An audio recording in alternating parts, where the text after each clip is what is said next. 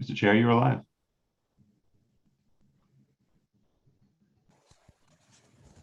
All right, good evening, everyone. My name is Ben Sale, the Chairman of the Planning Commission, and welcome to the virtual public meeting Thursday, August 5th, 2021 at 7 p.m. I will now call this meeting to order. Tammy, please call the roll. Mr. Sale, Here. Mr. Wallman, Here. Mr. Imes, Here. Ms. Butler, Here. Mr. Klein.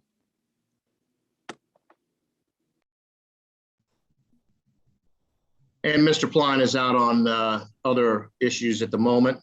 Thank you very much. We have quorum. We shall proceed, and going down the agenda to item C, approval of minutes for the July 15th draft. Any issues with that, Tammy, or nothing's changed since then? Diane just had a minor change and Mr. Wallman had a minor change. Mr. Wallman wanted to remove during the course of the meeting under 025. And Diane wanted to put requested an advisory opinion in there. That was the only two changes. I don't have a problem with them. Okay, I don't either. Anyone else, commissioners, debate on that? Okay, I'd like to make a motion to approve the July 15, 2021 draft minutes as amended and noted. I will second that motion. Any other further discussion? All those in favor say aye. Aye. Aye. Any opposed? Any abstentions? None. The minutes passed. Thank you very much. All right, moving on to public hearings. Item number 1, RNC 2021-12, site design plan review application by Ronald and Holly Foster, 414 3rd Street, and Donald and Medea Toll, 416 3rd Street, property owners. This public hearing is continued from July 15th, and do we have them here available to continue with any items that they may want to respond to? I just want to make sure they're here, but first we're going to go through the any other public comments or anything else. I do have Don Toll here, and where's the other? Stephen, I'm not going to try and say his last name. Sorry. Okay, so we have the appropriate representation. Has there been any additional comment from the public, negative or positive, from staff that we've seen? No, Mr. Chairman, there's none. Thank you, Mr. Tom Smith. And being that there was no additional public comment, is there anyone else to talk tonight on the matter from the public other than the representatives of the site design? And I know there aren't, making sure, Julian? Nope, no one else is here. Okay, thank you very much. Okay, so the public hearing is now closed on this item, and we move on to debate. Is there any issues with this from the planning commissioners? And you distinctly remember this item from the last brief. I'll let other commissioners go first. I don't have anything to debate, but if we're talking deliberations, I don't really have any issues with it to bring up. I think it's pretty straightforward. That's true. Thank you, Mr. Iams.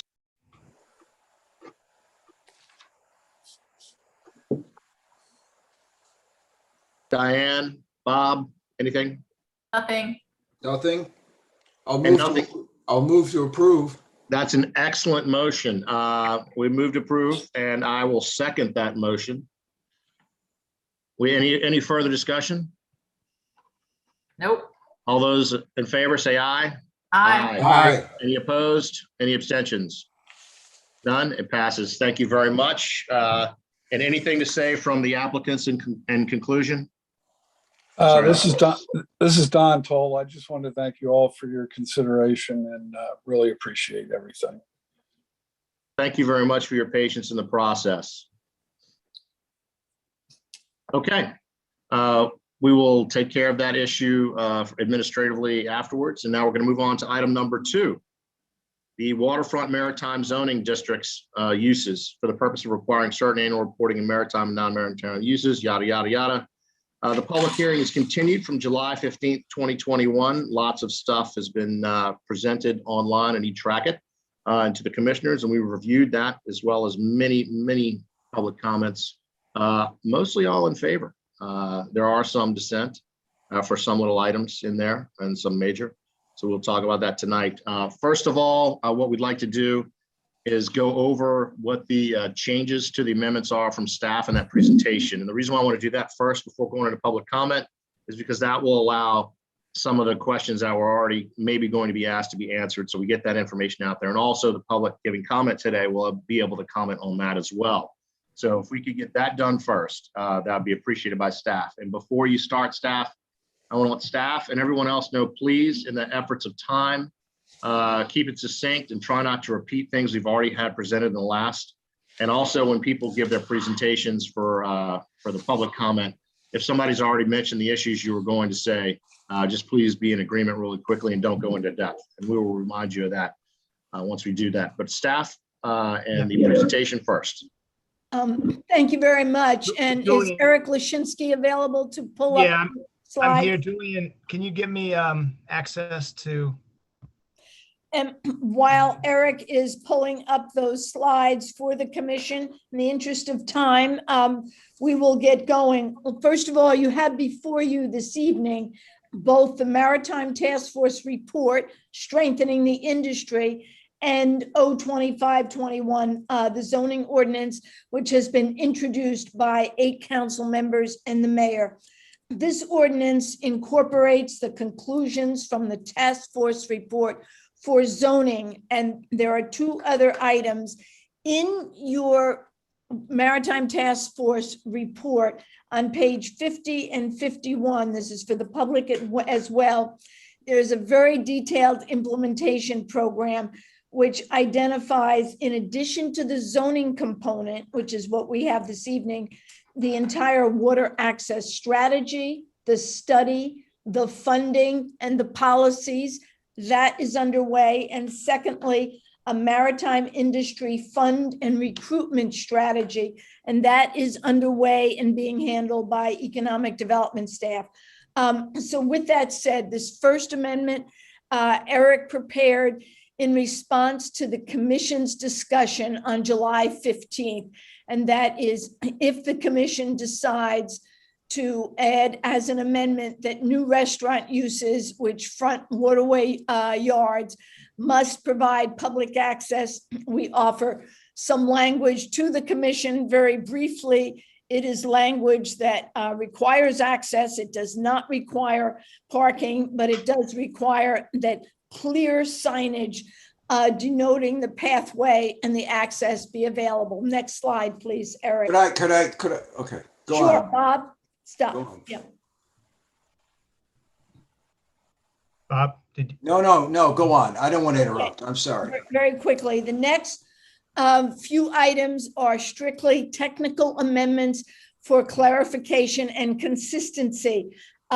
We, with the city attorney, caught some of these items. We also picked them up from comments that were submitted to the Planning Commission as well. The first grouping has to do with compliance and enforcement. There are more specific procedures, and it's also very clear that all property owners in the Maritime District will provide an annual listing in addition to the property owners who are seeking non-maritime uses. This way, the city can track all of the maritime activities as the commission comes back in a couple of years to reevaluate. Secondly, there's language that in order to access any of the non-maritime uses, in addition to a trigger, and property owner must be in complete compliance. And third, there's detailed schedule and schedule for findings and updates. The next item has to do, and this did come from one of the comments submitted, I think it was by Chris Ledoux, and that is that residential uses that are deemed conforming inside of the maritime districts can only be expanded if they are in existence prior to 1987. That's what the current code says, and that is the intent to keep that. Next slide, please. There are some minor amendments, one having to do with a planned business development. Language has been added to make sure that if a planned business development, and that would be the Annapolis City Marina, is discontinued, that the benefits, the community benefits, including the parking, would continue. The next items are very specific items that have to do with really clarifying how non-maritime office use and retail use is calculated. First, gross floor area, which is the basis for all calculation, is tied to the date of adoption of this ordinance. It's very important because the intent of the task force has been that this is tied to what we have today standing. This is not tied to the fact that somebody in 10 years could build a new building and then try and use that new square footage for their calculations. So that's number one.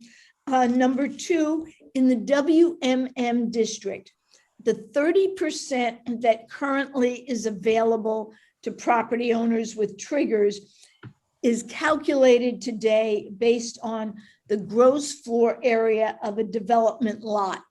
This amendment continues that calculation for the 30%. However, it makes very clear for the new flexibility tied to triggers, the 15% in WME, WMI, and WMN, all will be based on the gross floor area of buildings. Again, buildings standing as of the date of adoption of the ordinance, and that residential uses cannot be included toward the calculation count. And the other item is the 100-foot buffer.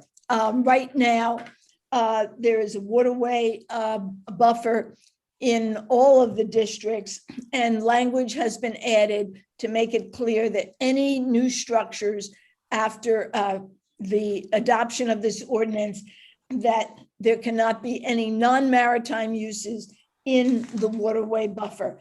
Next slide, please.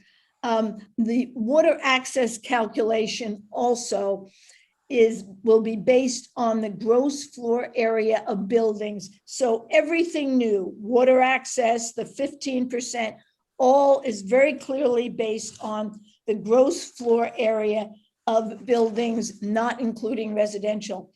Definition, there's a definition for water access, clearly specifying that yacht and sailing clubs, that the definition is for the purpose of a trigger. All uses from the table, which were deleted, have been added to the definition section so people can easily find them. There is a language for the maritime fund fee, and that is tied to the non-maritime uses. And there's also language clarifying that a 2,000 square foot restaurant in the WME district requires a special exception. Eric, did we miss anything? No, you went over what we had here, but you got all the details. Thank you very much.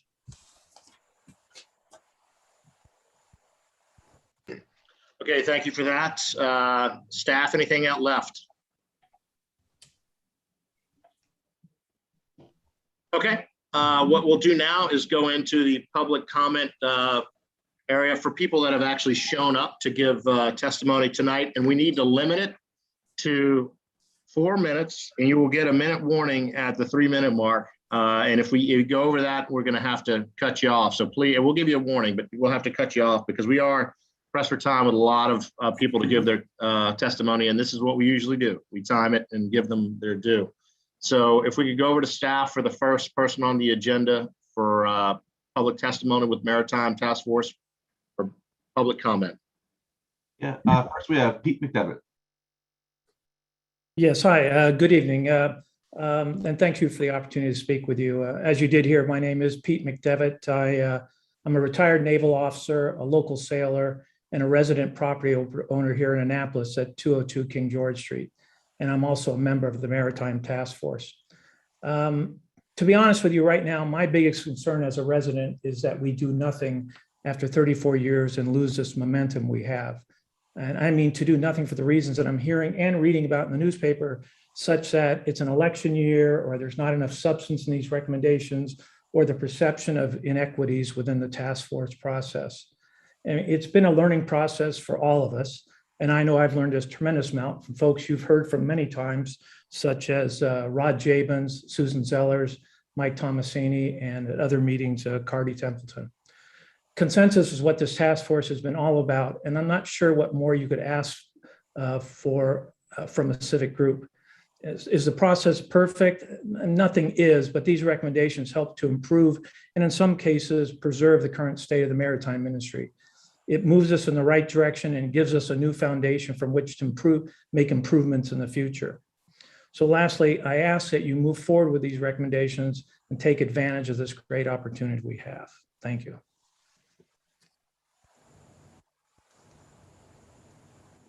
All right, thank you very much for that succinct and well put to the point testimony. The next person on the agenda. Next, we have Chris Ledoux. Okay, thank you very much. Can you hear me? Yes. Okay, thank you very much, everybody. I'll speak quickly. You know, I submitted my comments 2 weeks ago. I certainly am not going to repeat it, nor would I be able to repeat it in 4 minutes.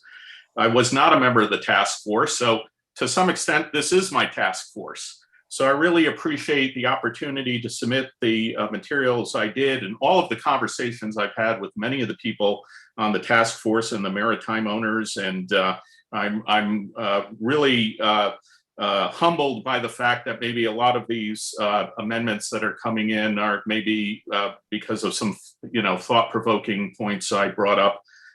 The amendments haven't been posted yet on the city website, so I don't really know yet what the legislation will look like with those proposed amendments. But there might be other issues. I think there's issues concerning, for example, combined lots and things like that, but maybe that's in the details of the amendments. But tonight, what I wanted to basically bring to your, speak to at a very high level is the opportunity the Planning Commission has. So in my view, that we don't miss it. Now, when I socialized my comments, one of the criticisms I got, which I think is a fair criticism, was, hey, this legislation is about preserving the maritime industry, helping the sector, and my comments were more focused on the residents kind of view from my point of view. I think that's a fair criticism, but what I wanted to point out is that I'm not opposed to the goals of this effort. I do support the maritime industry. I support everything that people are trying to do here. You don't see anything in my comments where I was trying to, argue against increased ratios or, more permissive uses and things like that. Instead, what I wanted to do is when I looked at it on balance, I really didn't see enough balance in terms of anything really that would incentivize the public policy goals from the standpoint of the public and the residents in terms of the things that they were hoping to achieve through this effort, in my opinion. I also didn't see really much for the businesses or the tenants. I mean, I see words about subsidization. I don't really see protections really on some of these things like, hard maritime or boat repairs or even sort of these tourist operators not getting, run out by more professional offices. But I'm not the voice of the maritime businesses. I'm a resident. So, my comments were really focused from the perspective of a resident's view who happens to live across the street from the WMM. And I think that's important because on the whole, when you really look at the legislation, this really is mostly a WMM piece of legislation. I mean, yes, we do get into WME and WMI, but the bulk of the benefit of a lot of the changes here are for the WMM. And that's what I'd like to say. As I say in my comments, all of these reports and this new document that Eileen brought up, and I look forward to reviewing it, and there's other plans afoot, that's great. But the focus here is really the legislation. It's the words in the legislation because that's what becomes law. And when I take a look at that, I find a disconnect between the report and what's in the legislation. 30 seconds. And I see things in the legislation that are not in the reports. So what I'd like the council or the commission to do, if you can, is to take a step back and look at this. I've attended plenty of your meetings. And developments come in one by one, and you try to get bike lanes, or you try to get, public access. It worked well with faucets. Another thing in Eastport, maybe it didn't work so well. You have an opportunity here to get this right. And I do think that this is one of the most significant pieces of legislation in a while. And I feel like we're playing beat the clock. And I don't want the Planning Commission to miss the opportunity to maybe get the balance right, to build in some of those incentives that maybe can get a better balance, including, if nothing else, a forced relook in a few years. Because you know how many times in these studies and everything we'll say, well, we'll go back and look at it, et cetera. So again, it wasn't my intent to repeat my written testimony. I will be submitting, more technical amendments and things like this. I'm working with other stakeholders. I look forward to reviewing whatever's been submitted tonight. So, I can see on balance whether something is. Okay. So thank you. I'm sorry. Mr. Ledoux, thank you very much. And for people who live across the waterfront, we really do want to hear from those people. And we really appreciate the level of participation you've already shown thus far in the documents we've seen, and we'll probably see some more of. And your testimony is on point for some of those things. But thank you very much. And I'll also say again, for the crowd as a whole, the Maritime staff will be able to rebut to any of your items that were spoken to in your public testimony at the end. So they can take ones that are copied, numerous times and treat it as one response. So if you're wondering why you're not getting a response from the Maritime Task Force right now, that's because we're going to wait till the end of the public testimony to do it in whole. All right, so the next person on the agenda.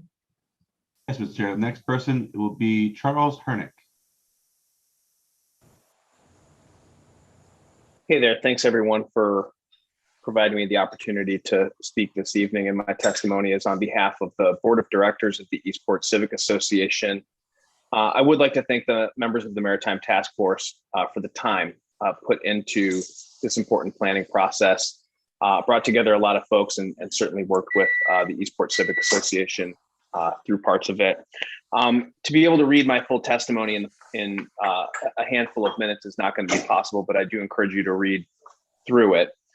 And I think the short story is that there are parts of the report that I think don't reflect all of the recommendations that we had been made aware of. There are a couple of specific concerns that I'd like to run through here. The Eastport Civic Association first did not receive a written response to a handful of questions that we had provided well over a month ago. And I think that, we're concerned, the ECA is concerned with a particular statement in the task force report that this strategic approach be adopted as a cohesive document respecting the compromises made and understanding that these recommendations depend on one another for their success. Very specifically, the Eastport Civic Association does not support the assertion that the final report, that the proposed ordinance should move forward as a whole, nor do we believe that all of the components of the ordinance must be supported. Our hope is that you can look at this and that there is still flexibility and opportunity for improvement. I'd like to read the specific recommendations that we do have. Number one, requiring documentation of evidence-based decision-making. There are recommendations made, but we would love to know, what actions did maritime zone property owners take to solicit business owners to relocate their properties before requesting an increase in non-maritime square footage? It's an important question, and we would love to see more information on how the decisions have been arrived at. We would like to define city actions to recruit maritime business to the maritime zones. I think an overarching issue that we have is that the recommendations are a path to less maritime zoning or less maritime use in the zones. And I think that it's important to dive deeper into what specific actions have been taken. Please do look at our recommendation to revise the proposed triggers and incentives. The triggers as established it's a one-way street, and so we're really trading off maritime use for some incremental gains in public water access, which are important. But once those dedicated uses for maritime are gone, they're gone forever. We ask that you eliminate the administrative adjustment to buffer and planting standards, preserve the enumerated maritime uses, strengthen the definition of a working boatyard to ensure that this important maritime service is provided, expand and maintain restrictions on residential hotel uses in the maritime districts, eliminate the language that resets the clock on local residences and unlawful uses in the WMI and WME maritime zones, maintain restaurant use as a special exemption in the WME with the current square footage limits, and add additional standards. We also ask that you maintain current parking requirements or raise parking requirements on non-maritime uses in the maritime zones. Parking is a problem in Eastport. Additional development, while can be beneficial, needs to remain focused on where folks are going to park and how folks are going to come in and out of the peninsula. Add language, if it does not currently exist, to the zoning code to prevent the city from selling the land that is currently used as street end parks. Square footage of existing residential units. We ask, why is the square footage of existing residential units being eliminated from the calculations for retail sales of non-maritime related goods? And finally, to look at maritime description language. On page 5, sections 3 and 5, why is the maritime description language for buildings and structures being deleted? My hope is that we can slow this process down a little bit. There's no rush, and there's a lot of opportunity to improve how the recommendations from this relatively quick process become implemented and enacted into law. Thank you for your time and attention. Thank you very much, Mr. Hernick, and representing Eastport Civic Association. And are you an officer with the Civic Association? I'm the president of the Eastport Civic Association. That's what I thought. I want to bring that to the public's attention if they didn't catch that. Thank you. Thank you very much. And we gave you a little bit extra time there since you do represent such a large organization. So, and somebody, I have a baby crying in the background. If you could mute, please. So check your mute. Okay. So Maritime Task Force, please take note of the Civic Association's comments for response later on. And on to the next testimony. Mr. Chair, next we have Phil Dales. Okay, and Mr. Dales, before you speak, I want to say one more thing to the all the public testimony people here and all the public. This item, yes, at the Planning Commission, it's a piece of legislation getting its first real public look. Rather, it's already been at City Council on first reader, comes to us. And then after that, it would go to City Council for even more public comment and input if it goes directly there after this. And after that, there would probably be committee, followed by more council action upon it. So there's multiple venues to make more public comment than just tonight. So I want everyone to remember that in the process, as the process may not be clear to many people who jump into these things too late to make comments. So thank you. On to the next, Mr. Dale. Okay, thank you, Mr. Chairman. And I do recognize there will be more opportunity for public testimony at those groups. I would say I'd also like it if the legislation as amended, if it is amended, comes back to this group. I think your voice is important. And some of the suggestions that I'm going to make briefly in my testimony and that I've listed in more detail in a letter that I wrote to the City Council and CC'd you on, I think deserve your consideration and would be made better by your input. So if the legislation is amended, I hope that you have a chance to comment again after tonight or after the next meeting if you do continue it tonight. Now, I'd also like to recognize that the work of the Maritime Task Force was admirable. It was done in very quick order, and it pulled together a lot of different stakeholder groups' opinions on a difficult issue that needs addressing after 34 years. With that said, I do have to present the views of my organization with regard to this matter that is called AMPS, Annapolis Maritime Progress and Sustainability. and we are a group of maritime property owners in WME, and in fact, in all 4 maritime zones with over 15 acres of maritime property. The views of many in my group don't align with the testimony we've heard from some of the stakeholders, the task force members. Most of the task force members have talked about how wonderful and representative and inclusive this process was. I did hear tonight Mr. McDevitt recognize that it wasn't perfect. And I can tell you, at least from my personal standpoint, I tried very hard to be involved and very hard to follow what was happening with the task force at every step of the way, and felt the transparency was badly lacking. Although there were videos of the meetings of the task force, the videos would stop at the time of deliberation and supposed consensus where there were any votes. There's no record of who voted for what or who was there to make this consensus that you hear about so often. And again, I do applaud the task force work, and I think what they came up with was great. But in terms of being able to provide input to it as an important stakeholder, as a group of maritime property owners, we did not feel we had that chance. And so here we are now with a legislation in front of us. I do hope you recommend passing it. It offers some very good and important change for some people. But I'd say, please remember that this legislation that we're looking at now was put across 34 years ago, and there's been a lot of change to the maritime industry since then. And that's really the fundamental impetus for looking at change now. What's happened in the maritime industry equally affects all the maritime property owners in all 4 zones. And whether your property is large or small, you're affected.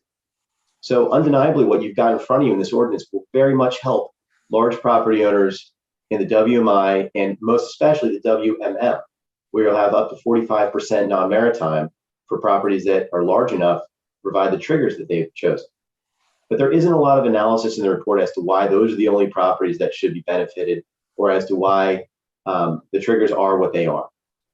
We have, in our letter, offered some of this spatial analysis and geographic analysis about where these properties are that won't be helped. And that's who I'm here speaking for mostly tonight, is the smaller property owners who also need some flexibility for non-maritime use in order to sustainably operate their properties in a way that creates a strong, healthy maritime environment in the maritime community. We've put together 4 amendments that I think are modest proposals for change to the existing ordinance that would essentially help reduce the inequity between the zones that's existed for over a year. And I realize my time is up. I'd say that if you're able to read this letter, and if you have a chance to think about this again, I wouldn't think that the Planning Commission's opinion on the amendments we propose would be important. And I think creating greater equity and helping the smaller owners who are equally struggling with these large property owners would be a better outcome than the ordinance as it's proposed, as good as that ordinance is. Thank you very much. Mr. Dales, I appreciate that very much. So I get a theme of not inclusive enough of the task force and the small time owners needing a little bit more to be addressed for them. That's a first take, and we can please stay on the line, all the people giving testimony, in case the Maritime Task Force wants to address you later on in comments, and we allow it. All right, who's making a comment? Is that Diane? Oh, yeah, hi, Ben. I just wanted to make sure, I didn't get the name of Mr. Dale's group. It started AM something, Annapolis Maritime and Progress and Sustainability. So that the acronym is AMPS, AMPS. Progress and Sustainability. And then you mentioned a letter that you sent. I don't know if I saw it. Is there any way we can see the letter? Ms. Butler, you will receive it. It was sent today. We had a long process of trying to create our own consensus and get sign off from everyone. So I didn't expect you to have it tonight. Didn't expect you to have a chance to read it. It was sent to the City Council, and the members of the Planning Commission are CC'd. So Ms. Rouse will be getting it to you. Now, I would note that the report from the task force wasn't even on, the full report wasn't on the website at your last meeting yet. So we wanted to see that in full, and then we wanted to deliberate with our members about what kind of a letter, what kind of amendments we wanted to propose. And unfortunately, it took us all the way through today, and so I'd hope that you all will forgive us for being a little late with coming to a final agreement to get that to the council. And I do hope you get the chance to see it and comment on it. But I understand that it may be only the case if it comes back to you from the council. Yeah, and Mr. Dales, it will be considered in the future. It's going to go along with our package up to the city council as evidence. So it will be included. Somebody check your mute there, please.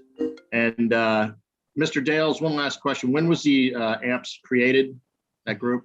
We were formed back before the resolution to create the task force and participated in several Maritime Advisory Board meetings. I think our first official comment was with the Maritime Advisory Board meeting in either late 2019 or early 2020. Okay, well, yeah, and a lot of Maritime's been going on over the past few years. So that makes total sense. Thank you very much, Mr. Dales. Mr. Dales, I need your address, please, for the record. Ms. Hook, it's 181 Harry S. Truman Parkway for the law firm Liff, Walsh & Simmons. I myself am an Eastport resident. Okay, thank you very much. All right, a lot of East portions here tonight. On to the next representative for, well, you gotta have some fun with these meetings, otherwise it's so dry. All right, next for testimony. Next, we have Wendy O'Sullivan.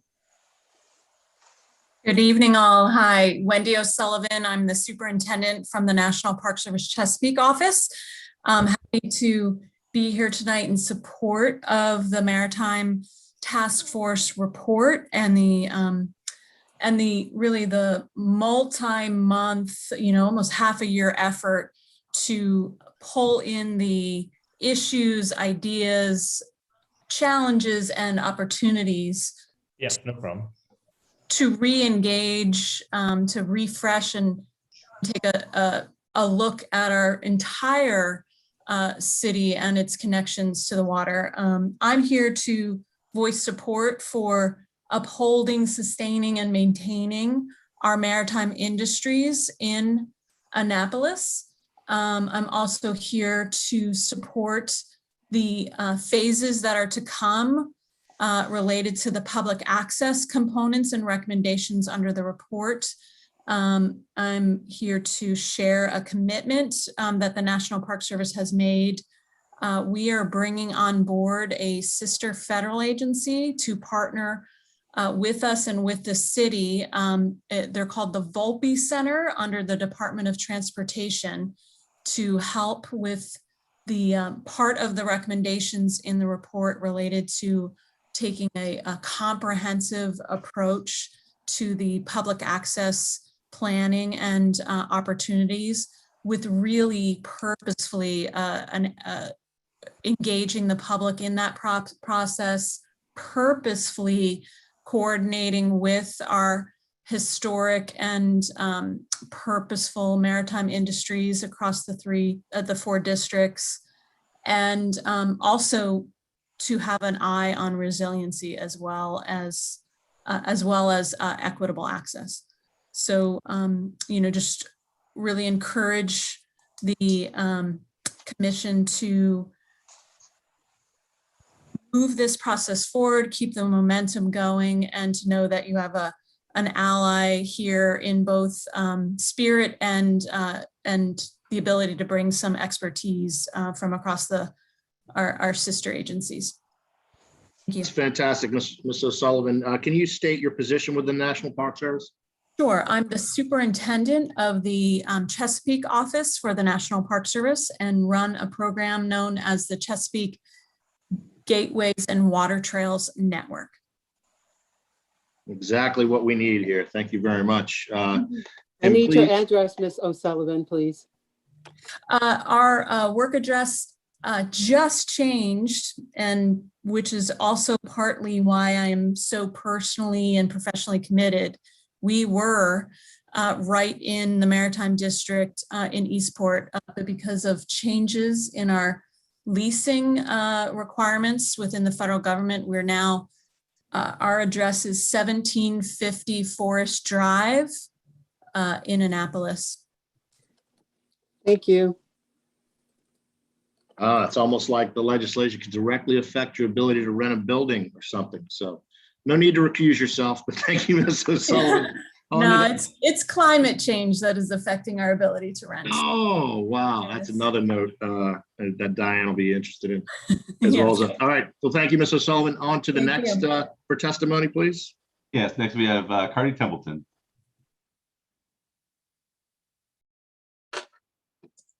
Ms. Templeton, we can't hear you. Please unmute yourself.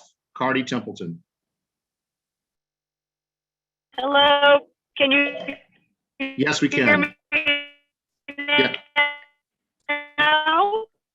We can hear you, Ms. Templeton. Go ahead. Great. Thank you. This is, along with my family, along with my family, for the last running it for the last 18, I feel more strongly that the maritime industry defines the character of our town and a lot of recreation.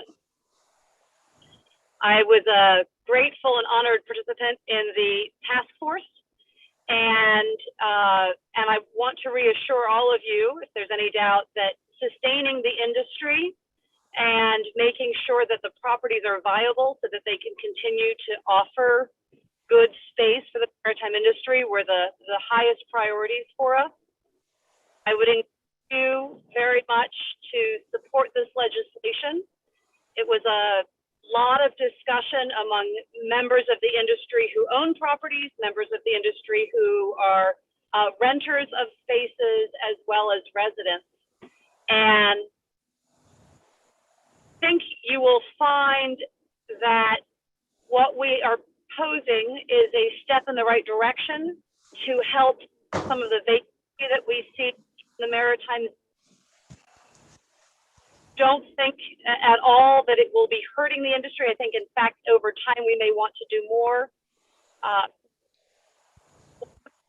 Of the legislation that I'd like to draw your attention to and encourage you to be thoughtful about is enforcement, and particularly the sharing, the requirement for all of the property owners in the maritime zones to share every year who their tenants are and who's occupying their space or whether it's empty. Through that process, we will all get some real tangible data. And over the course of 2, 3, 4 years, we will be able to find out how much vacant space we have. And we hope we see that going down, because that is a lost tax revenue and it is lost opportunity for the maritime industry to rent space when space can't be rented because it can't be kept up to code. I also think that will help us understand the critical mass that is our industry, and parts of it we are missing, so that we collectively and the City Economic Development Department can help recruit the kinds of businesses, maritime businesses, that we're missing. But please know that there was a lot of consensus and support for the industry, and that this, in my opinion, is a great first step. And we should relook at this in 2 or 3 years, because I think we will want to do more in order to get more space available for the industry and get more space rented. Because right now, I think we have a lot of vacancy, and there's a long way to go in terms of the city tax rolls and improving space for the industry. Thank you very much. Thank you very much, Ms. Templeton. And I think you hit on a great point there. This isn't going to be the first iteration of chances to change things for maritime areas, and there will definitely be more looks every year as we go on down the road. Thank you very much. Next on the agenda. I need your address, Ms. Templeton, for the record. Of course, 222 Severn Avenue, 21403. Thank you very much. Thank you all. Thank you very much, Ms. Templeton. Next, public testimony. Next, we have Jeremy Rose. Good evening, everyone. Jeremy Rose. I'm the Regional Vice President for Safe Harbor Marinas. I'll give you my address straight up. 519 Chester Avenue, Annapolis, 21403. Can you repeat that? I'm sorry, it got cut off. Can you repeat that? Sorry, 519 Chester Avenue, Annapolis, 21403. Thank you. We most recently purchased what used to be Mears Annapolis. So we're new to the fold, but I'm here to testify on the quality and inclusiveness that this task force has created. It is very unusual to be able to get a group of people together and come to solutions with without it becoming an arduous and tense process. Without doubt, there are heated moments because everyone is passionate in this, but I would like to say that the information collected and the outcomes provided as a part of this report, in my opinion, has certainly collated enough information to provide a solution that I think would be beneficial for the industry, not just for now, but also allows the future of the industry to develop and blossom. I've been fortunate enough to be involved in this prior to moving to the United States in Sydney, New South Wales. And one thing I will say is I love the ability that everyone is coming to the table with to prevent the over-commercialization of the maritime industry within the zones throughout Annapolis. As an industry, it's strongly built on relationships. And I think we also need to be conscious of the fact that the solution that provides everyone with exactly what they want just isn't attainable. And that's just a matter of life. But I certainly want to recommend and support the initial offerings within this task force. And in my opinion, it provides an avenue for growth, sustainability and preservation throughout the maritime industry and public spacing. So on that note, I'll keep it short and sweet and on to the next one. Mr. Rose, thank you very much. Even though the irony of moving from Australia to Annapolis was there. That's awesome. He could run for mayor. Yeah, he could. Might have to recuse himself, It almost sounds a little, just kidding, Mr. Rose. Thank you very much. And please stay on the line for a follow-up by the Maritime Task Force. Next testimony. Mr. Chair, all we have left are a couple of the alderpersons. I believe Alderman Arnett and Alderwoman Tierney are both here. And for the alderpersons, I see them there, and we will gladly give you more time than the 4 to 5 minutes because you do represent quite a few thousand people. So please proceed. First, you guys make the choice. Who wants to go first? By ward number, we should go. Okay, then. That's always not sense. fair. Ward 1. Thank you. Thank you, Mr. Chair and commissioners. If you would allow, my testimony addresses background that is pertinent to evaluating this ordinance and what's before you. So let me start. In January of 2020, my colleague Alderman Arnett introduced a proposed change to existing maritime zoning to address one Marinas' hardship in renting his office space.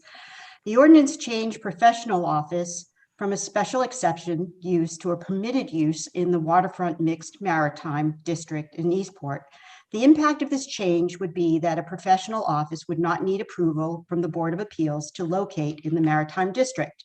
It would also allow professional offices on properties having public marinas to include the area of the marina and developed waterway when calculating the total gross area under certain conditions.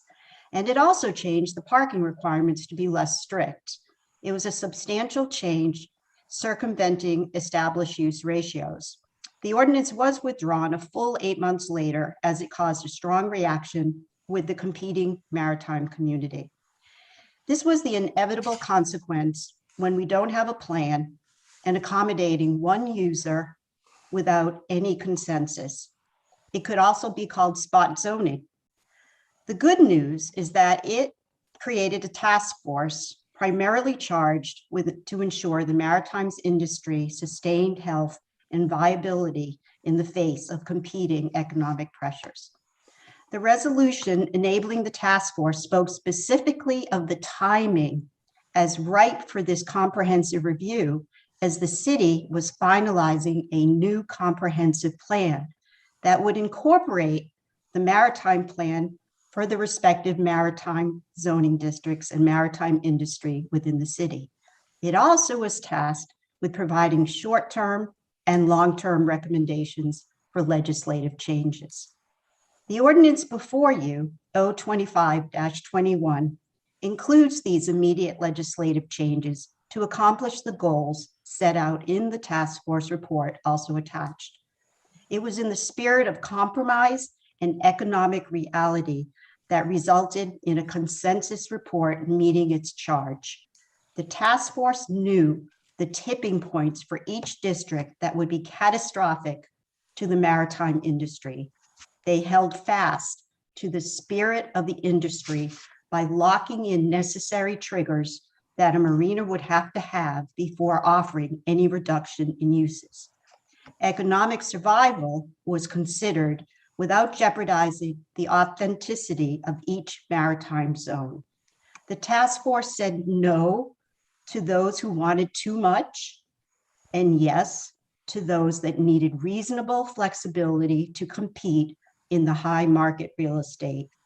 It also, most importantly, introduced checks and balances to ensure that we are headed as hoped, with an opportunity to change course if necessary. In summary, I support the ordinance. I trust that the Planning Commission will give this a thoughtful and thorough review to move it forward into the 2020 comprehensive plan for the city. In summary, please don't let the perfect be the enemy of the good, as we have done in the past, and let this linear process be completed. Thank you. Ms. Tierney, thank you very much for that. Next, council member. Mr. Arnett, I can't hear you if you're talking. Let me get my mouthpiece down. Can you hear me now? We certainly can, sir. Go ahead. All right. So I want to start with a couple of questions. I see that we have a revision to the task force report. I hope that's going to be made available to the public and certainly to the council members. I also understand there's a significant submission of legislative revisions from Mr. Lashinsky, and certainly like to see those. They may in fact obviate or speak to some of the many pages in my testimony that went page by page through the first reader legislation. And so my third question is, did the Planning Commission receive my PowerPoint presentation? Yes. Okay, good. So I won't belabor that, and I certainly don't have the time, won't go into the comments on the legislation itself. I think that a very important thing that I would want to bring to the Planning Commission's attention is, for me, the primary purpose of the legislation, the maritime zones, is to serve mariners and to protect and make sure that services for mariners are always going to be available in the city. And that's really whether they're resident mariners or mariners that are visiting the city. So I think that's a prism that I would hope you would look at. And then I'm really looking forward to, and I hope in your discussion of the ordinance itself, that you will look at the point-by-point kinds of things that many commenters have raised. It is the legislation, not the task force, that will be passed. And so the provisions of the legislation are the things that will go into effect. The last thing I would say, and I think Carty Templeton spoke to those and others as well, I do think that this is something that we can't wait 34 years to do again. I would really advocate and will advocate for a sunset provision that would require the council to either renew as is or amend after we have some experience with any legislative changes. So thank you. Ooh. Thank you, Mr. Arnett. Ms. Pendell Charles is also on the line. Would you like to make some comments? Good evening, everyone.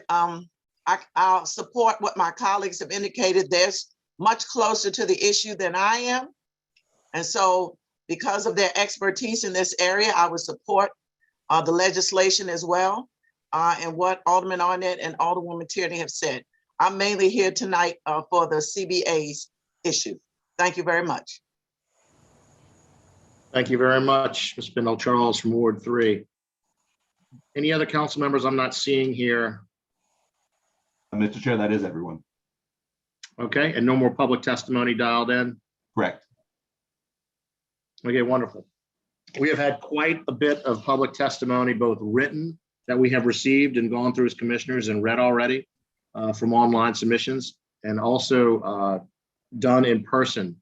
And we thank everyone for their participation. Now over to Ms. Fogarty and the Maritime Task Force to offer rebuttal to some of the major items and themes that were brought up. And if you don't address some of the ones I see, I'll just mention them later during our deliberations. So over to you and staff to offer some rebuttal and answers. And feel free, if you need to call back one of the public testimony persons to make very brief response if you need to, and we'll let that happen. But please, in the efforts of time, let's not be repetitive for all of us. Thank you. Both Eric and I are here, and we also have Stephen Rice, Susan Zellers, and Rod Jabin to respond to a couple of the issues. Let me start with a couple of the procedural questions that were asked. First of all of the votes, all of the task force, full task force meetings were videoed by Julian. They should be on the Maritime Task Force site, but they are all definitely available if anyone wants to look at exactly what the discussion was. Secondly, the full report became available and online to the public and the commission on July 15th. The other question that a few people have raised is about the legislation not incorporating everything in the report, or there being items in the legislation not in the report. The legislation, again, is legislation that bears 8 council people and the mayor's signature.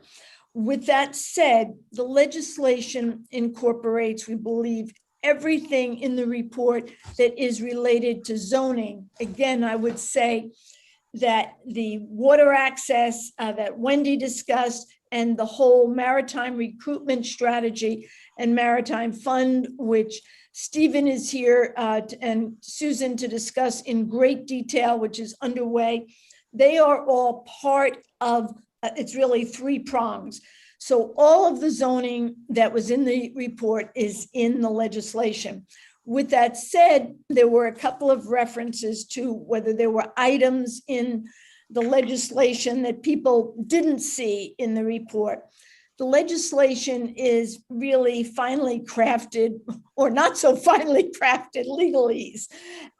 Certainly, there was a great deal of tightening done by the staff and the attorneys in terms of making sure that residential would not count toward calculations, defining calculations, strengthening the definition of working yards, clearly strengthening the definitions of one of the triggers, which was a sailing club, so that you couldn't have a sailing club of 2 boats as a trigger.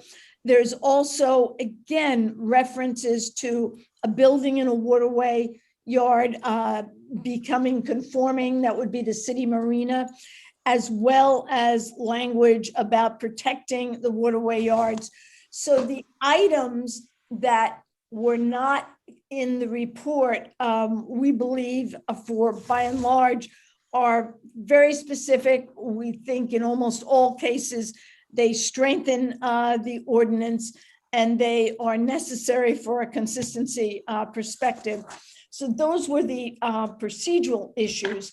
With respect to 2 areas that have been raised, and that is looking at, I don't want to say it, evidence-based decision-making, because Alderman Arnett raised this in his PowerPoint presentation, as did a reference to it come from the Eastport Civic Association. There is a great amount of detail and analysis that was done by Marine Trades Association. Susan Zellers is here this evening and couldn't go through all of that with you, but very importantly, there are several reports that had been done. While we were doing this, Anne Arundel County finished a marine trades report, which both Stephen and Susan were very much aware of. In addition to that, The planning department finished the blue technology report. And Stephen, again, is prepared.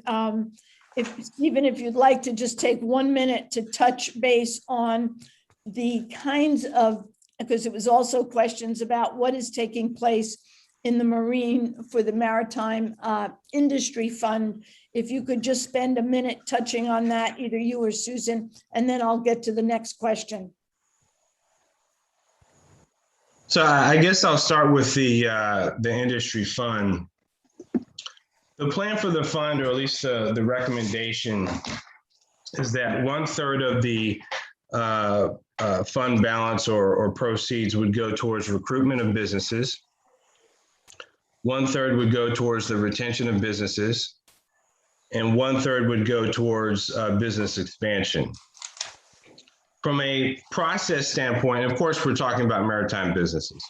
From a process standpoint, the recommendation is to have applications for recruitment, retention, or expansion grants to come to the Office of Economic Development, where we would analyze these recommendations or these applications and then make recommendations to either the Maritime Advisory Board or a Maritime Council that would presumably be made up of members of the Maritime Task Force.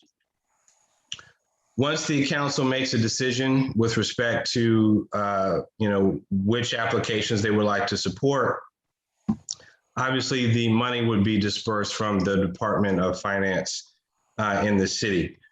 There was while I have the group, would like to say, to reiterate a little bit about what Eileen said. This task force had the benefit of not only the Anne Arundel County Maritime Report. We had 3 maritime studies that were paid for by the city of Annapolis. We had a financial report from the Department of Finance that I asked for, which provided information on the maritime impact on the city. Specifically, the report provided us with the percentage and the amount of maritime property tax that came to the city in 2019. And so we're able to see, the direct impact, at least the financial impact of the maritime districts and zones and the maritime properties. Eileen did mention we also have I asked for a blue technology report, and BAE Urban Economics provided that to the Department of Planning and Zoning. That helped to inform our blue technology recommendations. And in addition to that, I counted roughly 20 meetings just from the industry group discussing, how we could strengthen the maritime industry. And I would venture to say that the members of the task force who were part of that group were experts. In addition, I also consulted with some of my, I'll call them colleagues or counterparts in Charleston and Newport, Rhode Island. We looked at, vacancy rates in Eastport. We also, on a monthly basis, the Economic Development Office, we meet with the Maritime Advisory Board. We provide an economic development report, and we get a status report on the state of the maritime industry. And, that information, in addition to members of the Maritime Advisory Board, fed into the Maritime Task Force report as well. Stephen, thanks so much. I'm getting a little bit of a high sign. I think you got almost all of it across. Let me make 2 other points, and I'm going to ask Rob Jabin very quickly to respond to one of the other comments. One question that was raised in the written testimony was why the ordinance did not go back to the task force. Ordinances typically they're not the work of the task force, in that the work of the task force was building the consensus and then, of course, the report. And the other question that's been raised by the Eastport Civic Association is about the triggers. And before I turn this over to Rod Jabin. I think this is a really important issue. The underlying theme in the question was that somehow people are getting something for nothing. We, the city, we, the task force, we people committed to the maritime industry are trying to, if you will, subsidize certain very large uses and land intensive uses, which also gets to Phil Dale's question of why can't this be opened up for all the uses? And the very simple answer is this is a maritime zone. It's not a major rezoning where everybody who has a piece of property in the zone creates more flexibility. It's about only targeting those land intensive uses that are critical to the larger industry. And that's why the triggers in and of themselves are about the industry and what's desirable to the industry, separate from water access or other issues that may be very important to the community. The issue ultimately was about how do we really strengthen the industry. Rod, I was going to ask you to make a comment just about how the actions, the importance of the triggers, but how the actions of the Maritime Task Force report and where we are with this ordinance, how they will strengthen the industry. Well, thank you, Eileen. As I would just like to add that the triggers are what is so crucial to, as Ross pointed, as Alderman Arnett pointed out, the visiting mariner, where we need to continue to provide these necessary services for the visiting mariners as well as for the local guys to continue Annapolis being a central hub of activity for all yachting and boating needs. And that speaks to the critical mass that we have going on and everything else. When you come into Annapolis, you need to have services available to you to support yachting, which is fuel docks, which is travel lifts, which are slips and piers to some extent, and working boatyards with adequate storage and adequate capacity. Those are the things that we want to maintain and strengthen. And by putting it in this ordinance, it speaks to how important those triggers are to some sites that are in WMM that could perhaps move away from that a little bit. We want to make sure that that's strongly encouraged because it's such an integral part of the success of Annapolis and the maritime industry in Annapolis.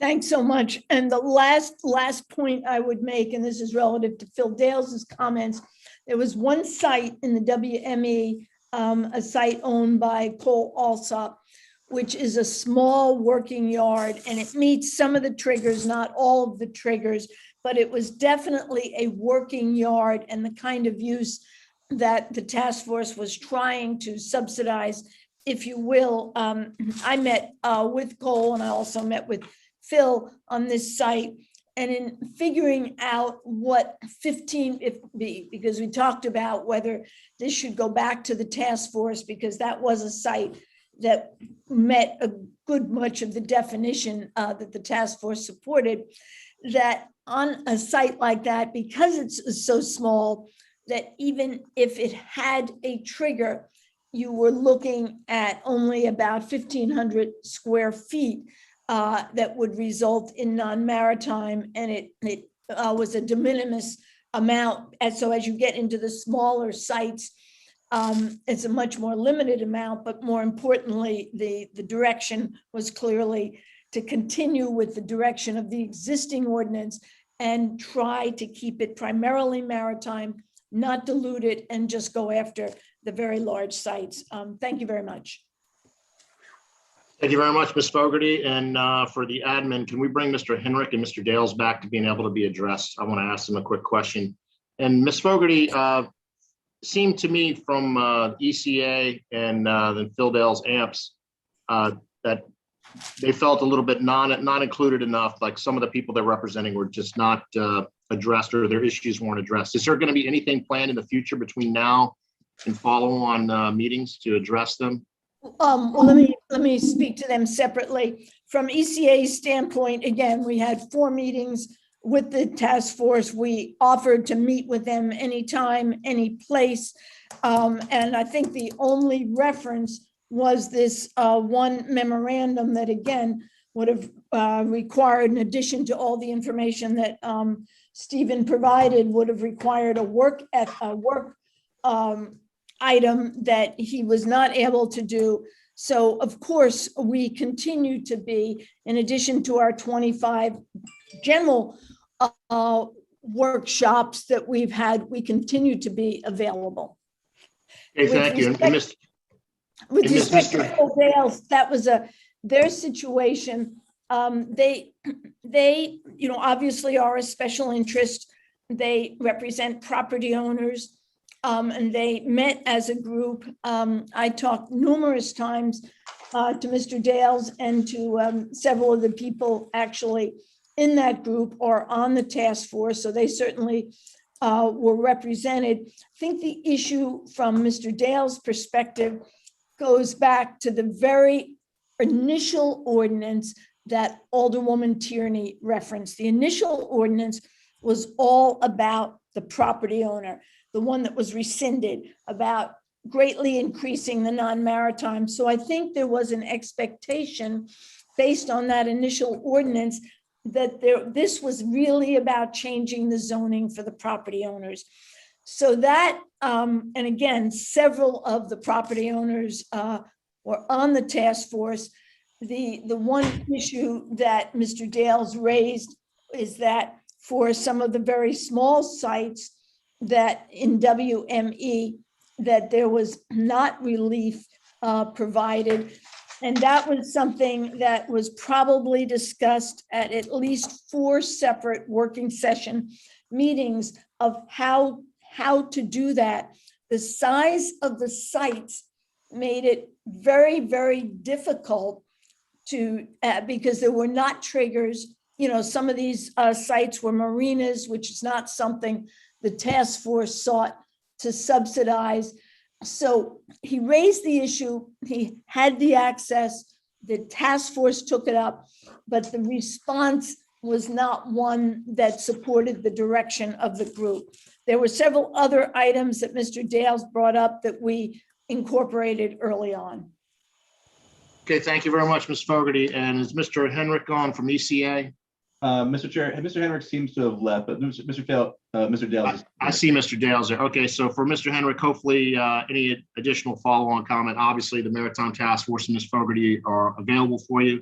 So please continue that dialogue. And honestly, this meeting is not where we're going to hash out any issues from people on the overall item. We can't hash out everything here in this meeting, but I do want to give Mr. Dale a little bit of time here to respond to that, and hopefully he can find a way to continue the dialogue with the Maritime Task Force if needed. So Mr. Dales, go ahead real quick. Thank you, Mr. Chair. I will keep this brief. I did have many conversations with Ms. Fogarty throughout the task force, but candidly, I'll say what she's saying to you now is not what she said to us when we had those conversations. And I have members of the task force who are on those calls and who will provide letters to say what their understanding was coming out of those calls. We made to understand for small property owners that there would be consideration for the property she named specifically, Muller Marine, which is probably the best example of a working maritime, hard maritime use that needs to be supported to continue sustainably into the future. Her comments out of that phone call were that she believed that we had reasonable requests and that she was supportive of them. And the comment from the property owner in response to that was that he appreciated it and that 25% was not de minimis, that he would be grateful to have that kind of a flexibility if he could get it. And when I refer to our lack of access or the lack of transparency that we felt, it was that while we could watch the meetings up until the point of deliberation, we have no sense of why deliberation went the way it went or why people decided that it wasn't important for someone like Mr. Alsop to have the flexibility that he needs. And now to be brief here, I'll address the sort of more substantive issue that I think is really important for the Planning Commission to think about. The triggers are super important to the maritime industry and the maritime community as a whole. There is no debate about that, and they should be incentivized, and we should make sure that they are able to continue. Working boat yards, travel lifts, these things are all essential. But that is not to say that this legislation wasn't also about helping small maritime owners who need flexibility to continue to sustainably operate high quality properties. We don't have to say just because we need to sustain the triggers and incentivize their continuation that we can't help small property owners. They're not mutually exclusive. So yes, we should incentivize the triggers, but yes, also small property owners need help too. And I would argue to you, having both large property owners and small property owners in my group, smaller property owners need this the most and the most desperately. So I do hope you'll consider changes there. And some of our amendments speak to that. I don't think that any of them will be considered drastic. And hopefully the council thinks they're worthy of sending back to you so that we have a chance to discuss them. Thank you very much, Mr. Dales, for that efficient response. And I will give Ms. Fogarty a chance to quickly respond, and then we Yes, will stop. very, very quickly. Mr. Dales was not a part of the last conversation I had directly with the property owner, in which, and again, I, of course, would never, ever say anything that was not completely accurate, as this commission is aware, but my comments reflect my summary conversation with the property owner, of which Mr. Dales wasn't a part. Thank you. Thank you, Ms. Fogarty. And, we always don't always get things exactly 100% correct, and we're all talking to each other. Hopefully we can come to a great conclusion, because we all want the betterment of the whole situation. And, I understand that in the future, Ms. Fogarty and Mr. Dales, and whom he represents, hopefully you can work some more on those amendments, that the issues that he's provided to us via documentation, and we will forward that up the chain to go with this package as evidence. And Mr. Dales, please keep on top of that and follow that through, and I know you will. And Ms. Fogarty and the Maritime Task Force hopefully can address that, as well as the future committees and the City Council as after us. Thank you, Mr. Dales. Thank you, Ms. Fogarty. And that will conclude the public comment session on this item, and we'll move in. And so I'm now closing the public comment session, and we will move into commissioner deliberations and questions of staff and or Maritime Task Force representation. Ben, I'm sorry, Ben, this is Diane Butler. I'm not so sure you want to close public testimony. Is there any reason that, because there are a couple of things I don't have and I would like to still receive? Well, how are we gonna ever finish? I'm not sure what you mean. I would hope that we would be able to, as we've done in many cases, continue this to the next meeting so that we can get additional public testimony. In particular, I was very interested in what Mr. Rice had to say about the economic data, because, one of the things that I was, I guess, disappointed in was when I received this great data from the Bureau of Economic Analysis showing that from 2014 to 2019, the maritime business was booming. And then there was another SAGE report group study with 2020 data saying how awesome the maritime businesses and economic boom that has happened in the area of maritime businesses. So, if one of the core goals was to preserve our maritime businesses and make sure that they're sustainable, and they're going through this major surge in economic boom, if you will, it seemed a little disingenuous in my mind that we're saying they're suffering so much. So one of the things Mr. Rice just mentioned, and I'm really excited about, is that there are some evidence-based data to support the conclusion that the maritime businesses are struggling. And he mentioned, let me just, and forgive me if I haven't seen this information, it may have all been circulated somehow and it just didn't see it. He said that there was hold on here. And Ms. Butler, we have received information in the past over the last many months of briefings that did show that the maritime industry was hurting, and hence the reason why we even had this task force. Exactly. So that would be awesome to get, because Ben, honestly, I've never seen the Blue Technology report saying how bad the industry is doing. I've never seen any of these. I guess there's some vacancy rates. I know that obviously with Annapolis City Marina, there's a vacancy, due to the fact that the EPA left. But if there's some serious economic hardship, I'd love to see where that came from. And apparently it's there somewhere. And I would love to see it. So I feel like closing the public testimony before we can get that would be detrimental to our decision-making process. Because so far it sounds like anecdotally there are issues, but where is the data? I don't feel comfortable making decisions based on several property owners that got together and, you know, have this need to, I mean, I agree that we definitely want to protect and sustain our maritime. I just want to make sure we're making decisions based on the evidence. So that's one of the reasons I would ask. Diana, fully get what you're saying. And just for procedure to clarify here and make it a little clearer for you and make you rest at ease, I did close the public hearing. Now we're in commissioner deliberations, and during deliberations of the commissioners, we can reopen public hearing if we needed to find that out. So your concerns are vetted here, and we can talk about that more. That would be great, because I think in order to close the public hearing, I think you have to make a motion, and I don't know if we did that at all. So I was just going on as if we were still in It's public not hearing. required, but you might ask Mr. Rice your specific questions and let him give you some specific answers. Thank you, but I would also seriously like to say, I don't think it's fair to close public comment when there are people out of town that I know wanted to comment. There are lots of, it's vacation time. They, you know, I guess the legislation was just published right before our last meeting. Some people don't even know it's been published. A lot of people haven't. In fact, let me ask Mr. Rice a couple questions first, and then I'm going to read, if you don't mind. Go right ahead, Diane. And Miss Fogarty wanted to respond to you as well. So go ahead, Diane. You have time yes. to deliberate. Go ahead. Oh, no, I'm leaving this to Diane. Can we let Diane decide who she wants first? Because it's her part. So Mr. Rice, so what's the economic status of the maritime industry in Annapolis? So I would say that the economic status is uneven. I mean, you have, because of the pandemic, there has been a surge in recreational boating.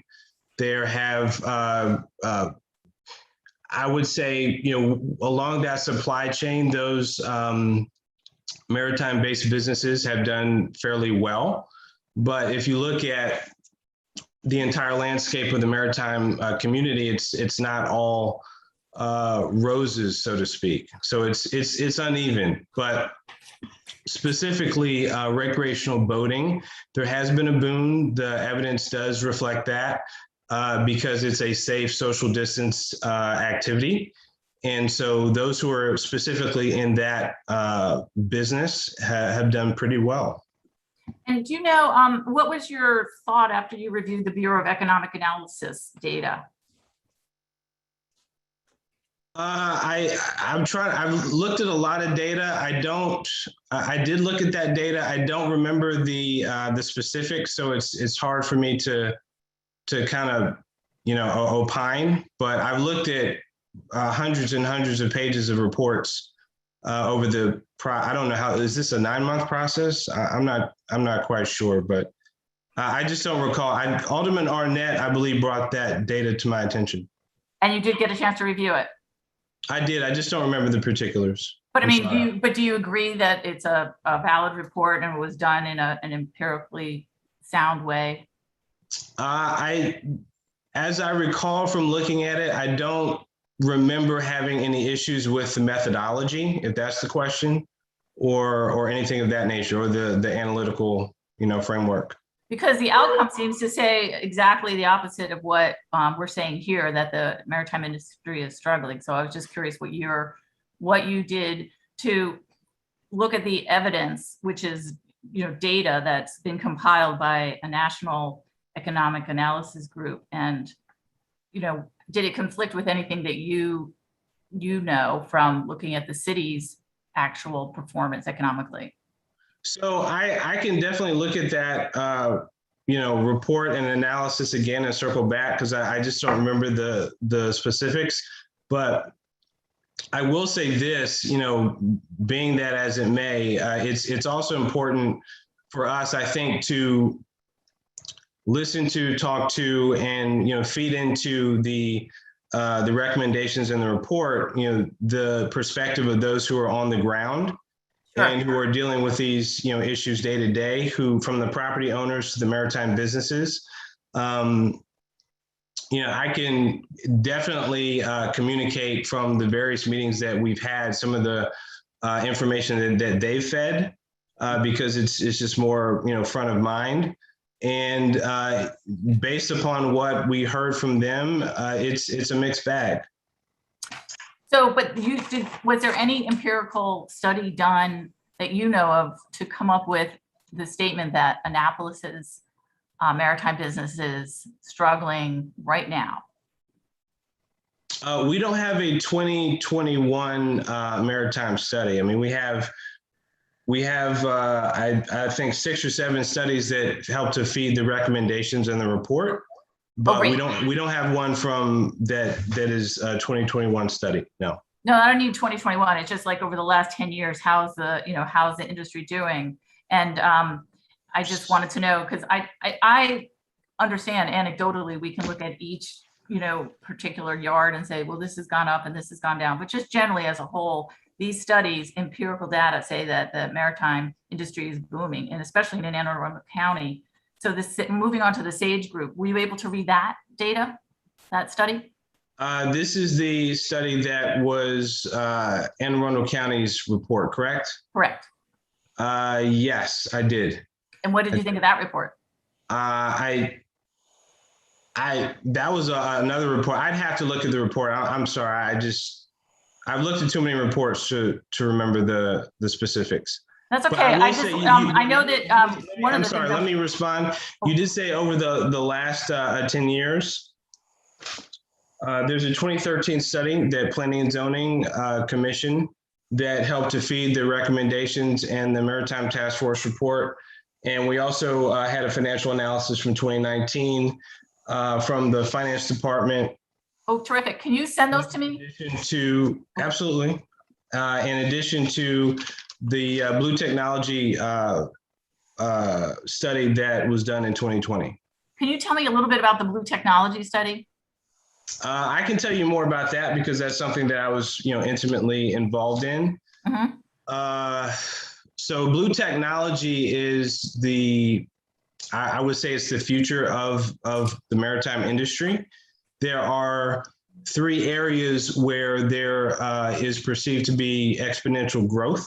Oh, thank you. You know what? I thought maybe it had something to do with the empirical studies that we're talking about. So like getting at the basis for the statement that the maritime businesses are struggling. So this report talks about the future, right? That you're talking about the Blue Technology. It talks about ways that Annapolis can take advantage of Blue Technology so that the maritime industry in the city can grow and so that we can actually own the future.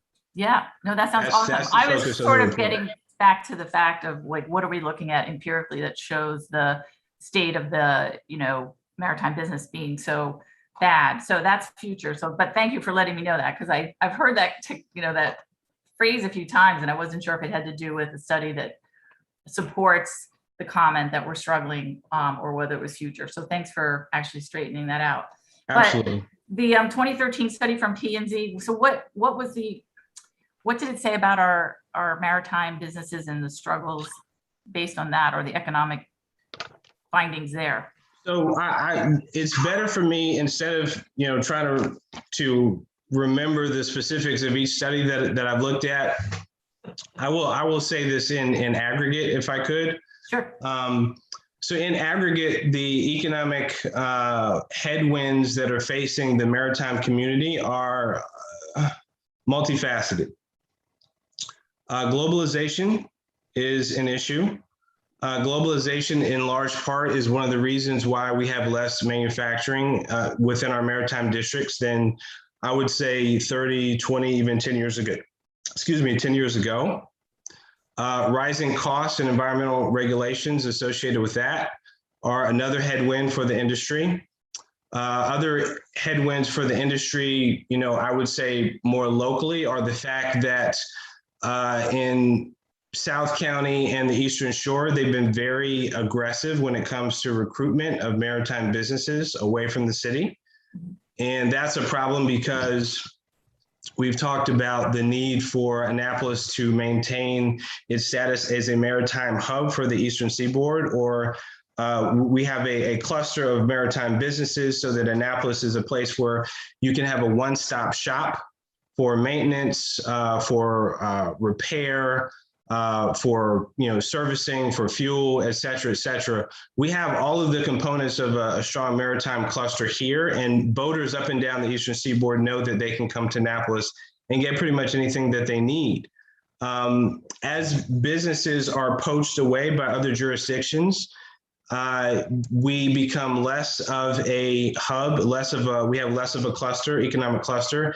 And if we lose that critical mass, which I know is reflected in the report, then it's going to be very difficult to get it back.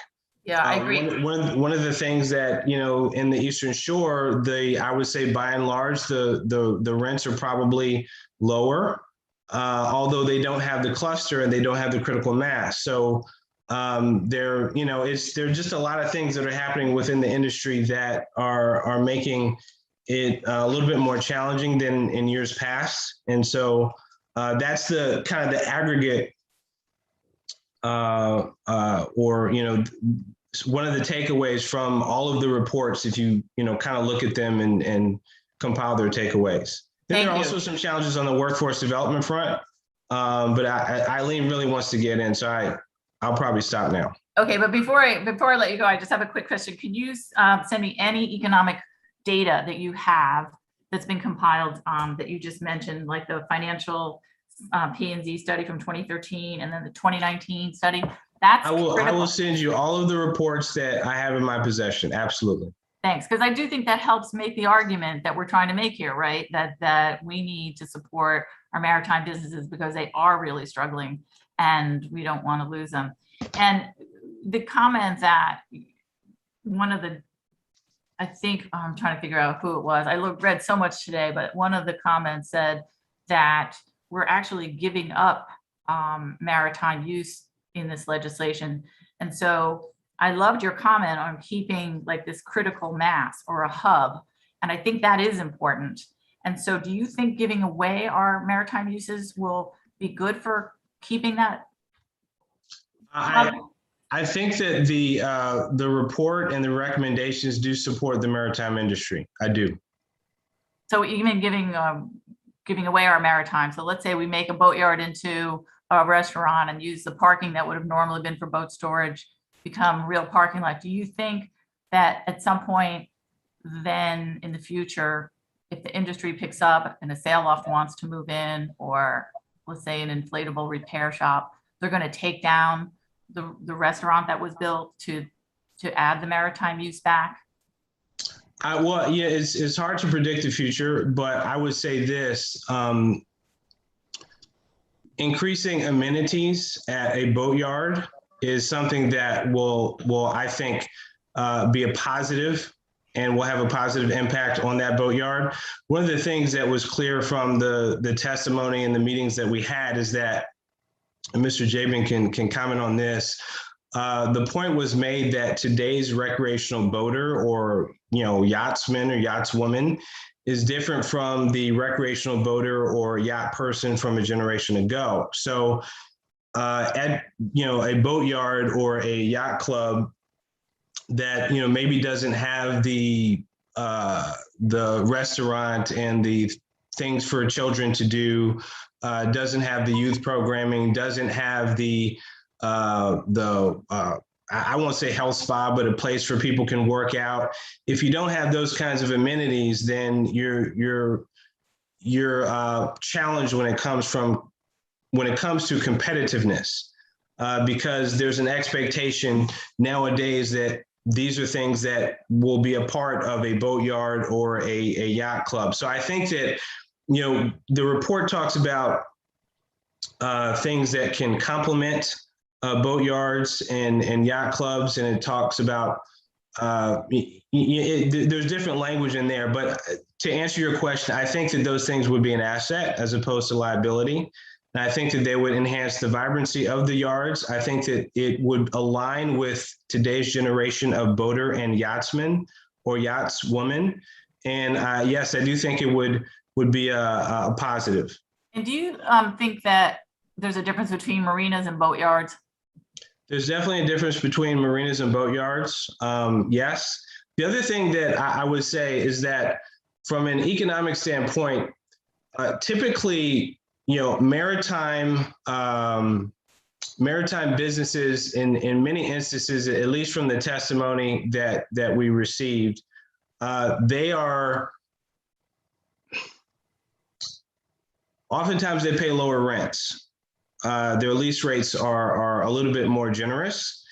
And so, you know, the recommendations, one of the things that I think might get lost in the you know, assessment of the recommendations is that if we are able to provide a little bit more flexibility for some of these properties, then we will also be able to better subsidize the maritime businesses, and that also helps the maritime business community. So there's a lot of different components, I think, to the recommendations that essentially help the maritime community.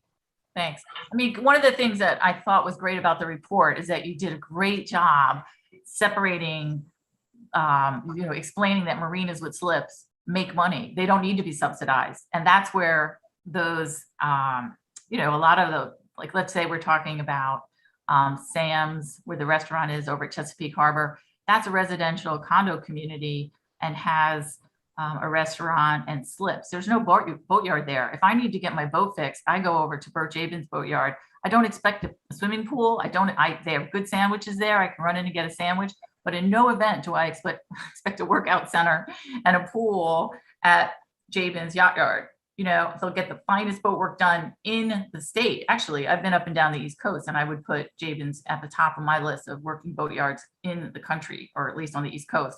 So, but there is a big difference, and the task force did a great job spelling it out. Big difference between marinas that have those amenities, and I agree with you, the average boater now likes to have a pool and likes to go and take a great shower and a great, you know, facility, but that's much, much different than a boatyard. And I just want to make sure that we're not conflating things here, because I do think there's ways to help the maritime industry. And I think we can do it not on this really broad brush approach that I think we're trying to do here. But anyway, a lot of the information from the task force that's been gathered so far has been critical. So thank you. And thanks for sending me that information. Absolutely. And I would just say this, I would hate for someone who has a slip at Jabin's to leave to go to Sam's to get a sandwich. No, they're very good deli there. And the problem is with that is there's not enough parking when you're waiting for your boat to come out of the water, and it's actually kind of dangerous if there's boats moving around in the yacht yard, which is why the statement that restaurants are consistent with boatyards seems a little insane to me. And I've almost been run over by a travel lift trying to get out of my car to get something at the deli. So anyway, thanks, Mr. Rice. I appreciate that. Absolutely. And I also, while I'm at it, I know that Wendy O'Sullivan was still here, or thought she was here. Is she still here? She's not. And Okay. you're Sorry. She is. keep going, Diane. And we see Rod Jabin, Zellers, and Eileen's hands raised, but we still got to leave it to the commissioners to call you if they need you. But Diane, please proceed. Okay, yes, Let's thanks. try to get to conclusion. You're already running up. Oh, 20 Wendy's minutes. there. Hey, Wendy, thank you for being here. I know it's late. And I know you were on the water access part of the task force. Can I just ask you, did you get a chance to read the legislation that was drafted? Yes, I did. Oh, great. So did you read any of the water access conditions, and do you have any opinion on whether they look viable, or even, maybe you can just say what you thought of the with respect to water access, how the legislation looked to you? Yeah, I appreciate the question. I, just to maybe make it clear, I am not here to, give an opinion or,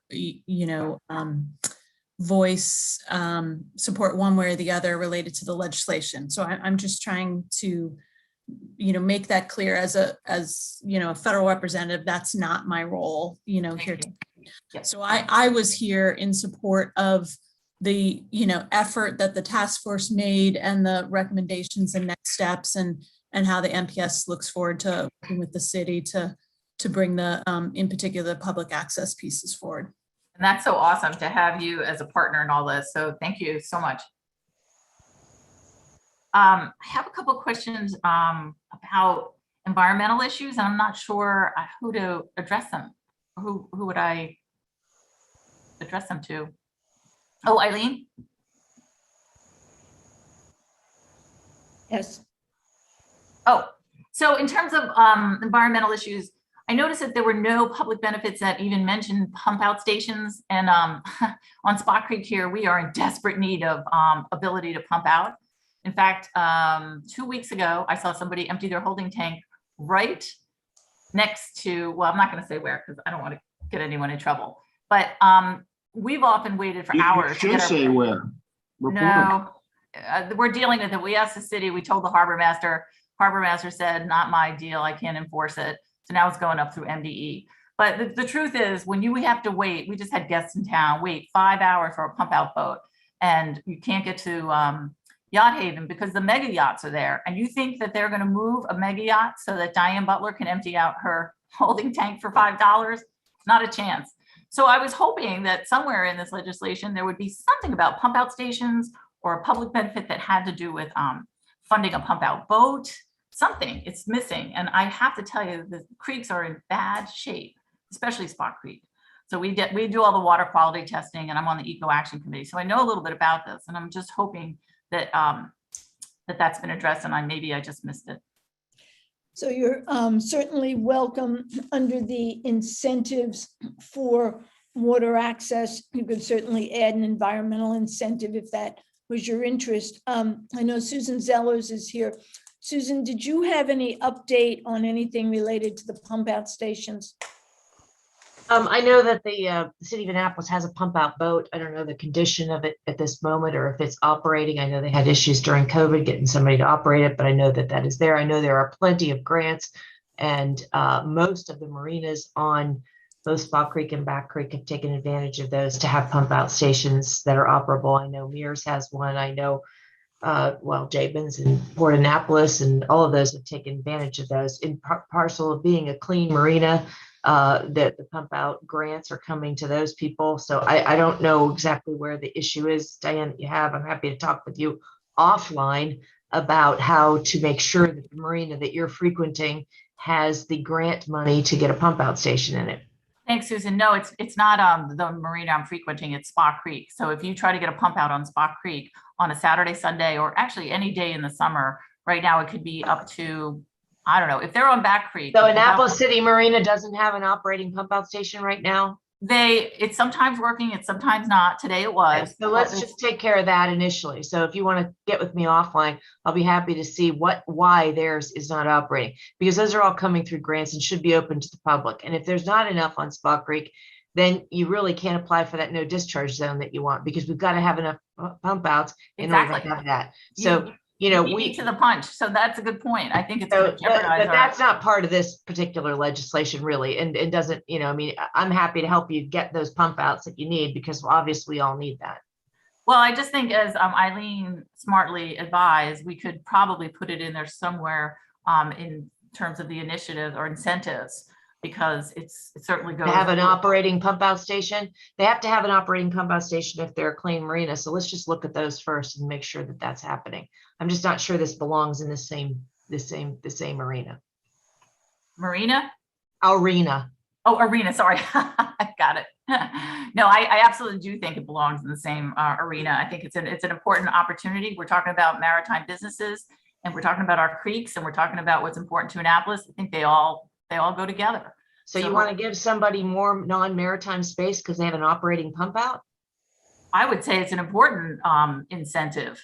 If they will promise to keep their pump out, station open. They've already promised to do that. That's my point. They've already promised to do that if they have a pump out. So let's work on that side because they're actually with the state, not with the city, promising that their pump out is going to be operating, and so that we could actually apply for those no discharge zones that y'all wanted to do. So it's kind of a separate from the city. The grants are coming from the state. It's going to be different. Okay. One thing that Mr. Dale said that I had to agree with was that one size doesn't fit all. And I really agree. These small boatyards create they provide an incredible service to our residents and to our boaters and our mariners. And I definitely think that's a point well taken. I don't think we can treat this as a one size fits all response to these issues that have been raised. And I do think, I think we should start looking at things on a, I don't know, more responsive basis than across the board. And then one final thing I'd like to talk about is, well, I guess two things, if you don't mind. Is that, hey, Ben, am I okay? Or you want? Hey, you're at 25 minutes, so come on, if you could give a little bit more so us other commissioners could chime in, but it's all good stuff. Keep going a little bit more, Donna. Thank Well, you. I want to say one thing. I thought that there was going to be a section on sustainability, and you know that I do care about sea level rise, and this seems like a really great opportunity to address sea level rise and Eastport, because in downtown Annapolis, we do have, you know, a solution, and it was well thought out, and it's going to be addressed. But, you know, in Eastport, basically, we've got nothing. We have to retreat or figure out a way to raise our buildings. And so the fact that we're not looking at how to at least come up with some solutions, being that our maritime zones, 4 of them put together, take up a substantial, just a really significant amount of property, that waterfront property is, I think, I'm shocked. This is the time to do it. We haven't done it in 30 years, and we've got to go forward without any plan at all. And it's not in the comprehensive plan. So I thought because it wasn't in the comprehensive plan that it would be here, but there's no discussion of it at all. And I don't think that's a good idea. I believe there is some, Eileen, I believe there is some in there, isn't there? Yeah, there are two things going on here. The idea of sustainability is tied directly to the maritime, because the most sustainable approach is to have land intensive uses. In other words, if there's sea level rise and it goes over Jabin's boatyard, or if it goes over 222 Severn Avenue or John Norton's yard, that is not a crisis. That is how you create sustainability. You do not put residential units or office units on your waterfront. You put land intensive uses. So the areas that is plays out in the report is by, you know, with the limitations on the waterway yard, excuse me, as well as the overall support for the land intensive uses. And I think that also gets to one of the issues, that the purpose of the triggers and the support is, it's for the industry, but it is also to keep new buildings from being built, for want of a better way to put it. The idea is to try and keep these yards, these land intensive uses, active as long as possible. We have succeeded in keeping them active for 34 years. That's where your sustainability comes from. The crisis comes when residential units or office buildings are built on the edge of the water. I agree. Thank you so much. You made the point I wanted to make, and which and I've been reading about for the last 4 years. What we don't want to do is build on the waterfront. And so there are parts of this legislation that makes me a little nervous. That looks like you're getting ready to try to build on the waterfront or mess with the buffers. I mean, I don't think you want to give away our 100-foot buffer when it's one of the most important things that's going to protect us from sea level rise. So there's some, yeah, so there's some. Just for clarification, the language in there that you're referring to, and again, it's something, you know, the commission can do as it pleases. It takes an existing building that's in the 100-foot buffer and it makes it conforming. There is nothing that would allow anything for new buildings, and it also restricts any non-maritime use in new buildings. So that's the reference. It's for an existing structure. But you know what, the actual legislation, this is why the devil is in the details, doesn't actually restrict it to that. So we don't have to do this on this call, but I can tell you that the language under the first section A, under 21-46-010, does not limit it. I think if it limited the way you're discussing it, it would be much more acceptable. But I think we can, those are little things that I think we can fix, because I think you're right. We don't want to go plop a big restaurant on the edge of a waterfront location right now, because it will get wiped out in the next hurricane, the next big hurricane that we see here in Annapolis, which we haven't seen in a while. But you're right, boatyards boatyards seem to be a good use for creating that buffer for the inland properties. And one of the things that was published today on the website or was sent around was the maps of Eastport and what they look like when there is, well, there's a 10-year and then a 40-year map. And I don't know if you've all had a chance to look at them. It's pretty incredible. Basically, all of the WMM and WME and part of WMI is underwater. So I think we really need to look at that when we're crafting this legislation. And I don't think if we did that, we wouldn't be talking about putting restaurants right on the water front. And I think lastly, I just want to say, in terms of lack of transparency, I also have to agree with some of the things that have been said. And if you don't mind, I'll just read quickly a comment from the Eastport Civic Association.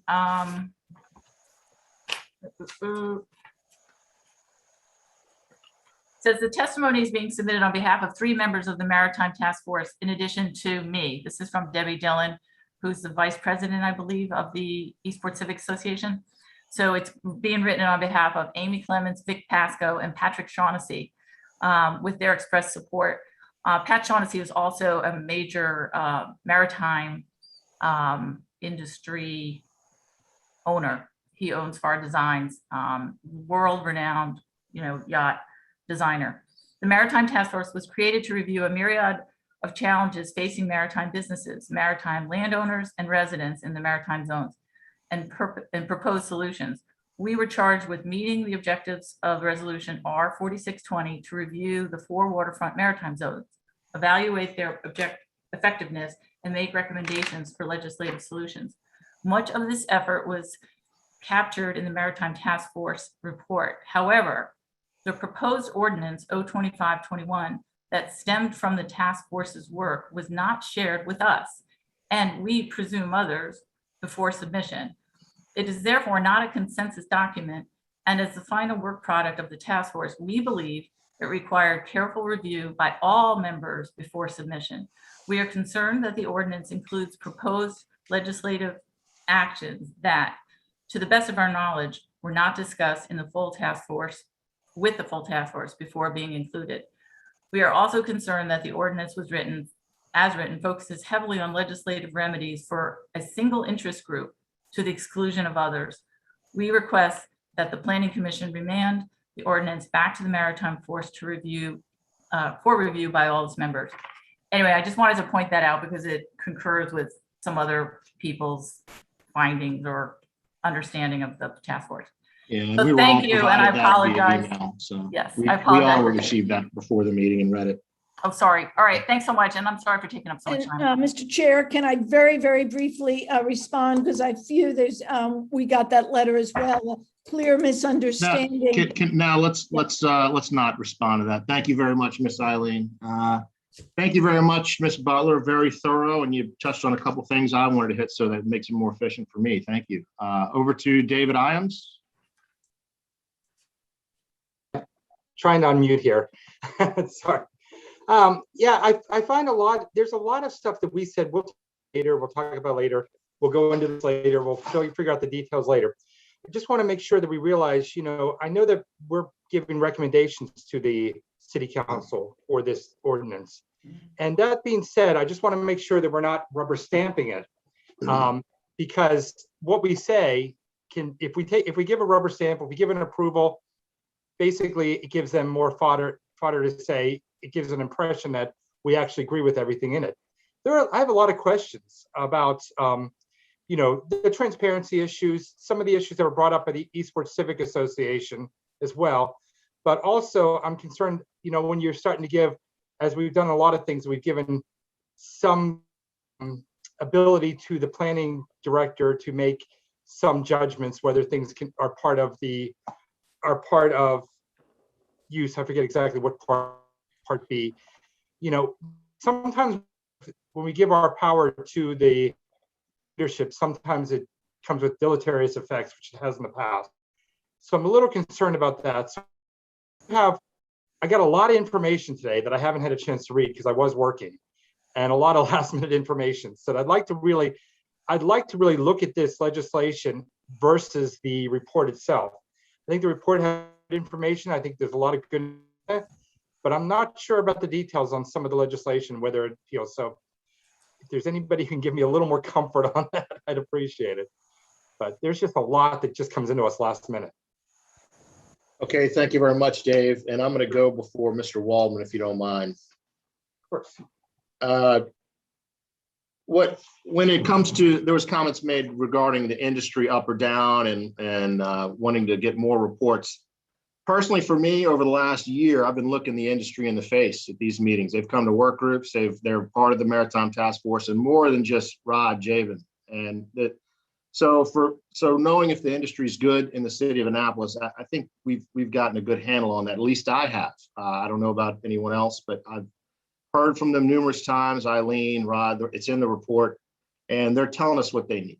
So I'm comfortable with the industry status and how well they're doing or not doing, because of the great representation we've had with this Maritime Task Force.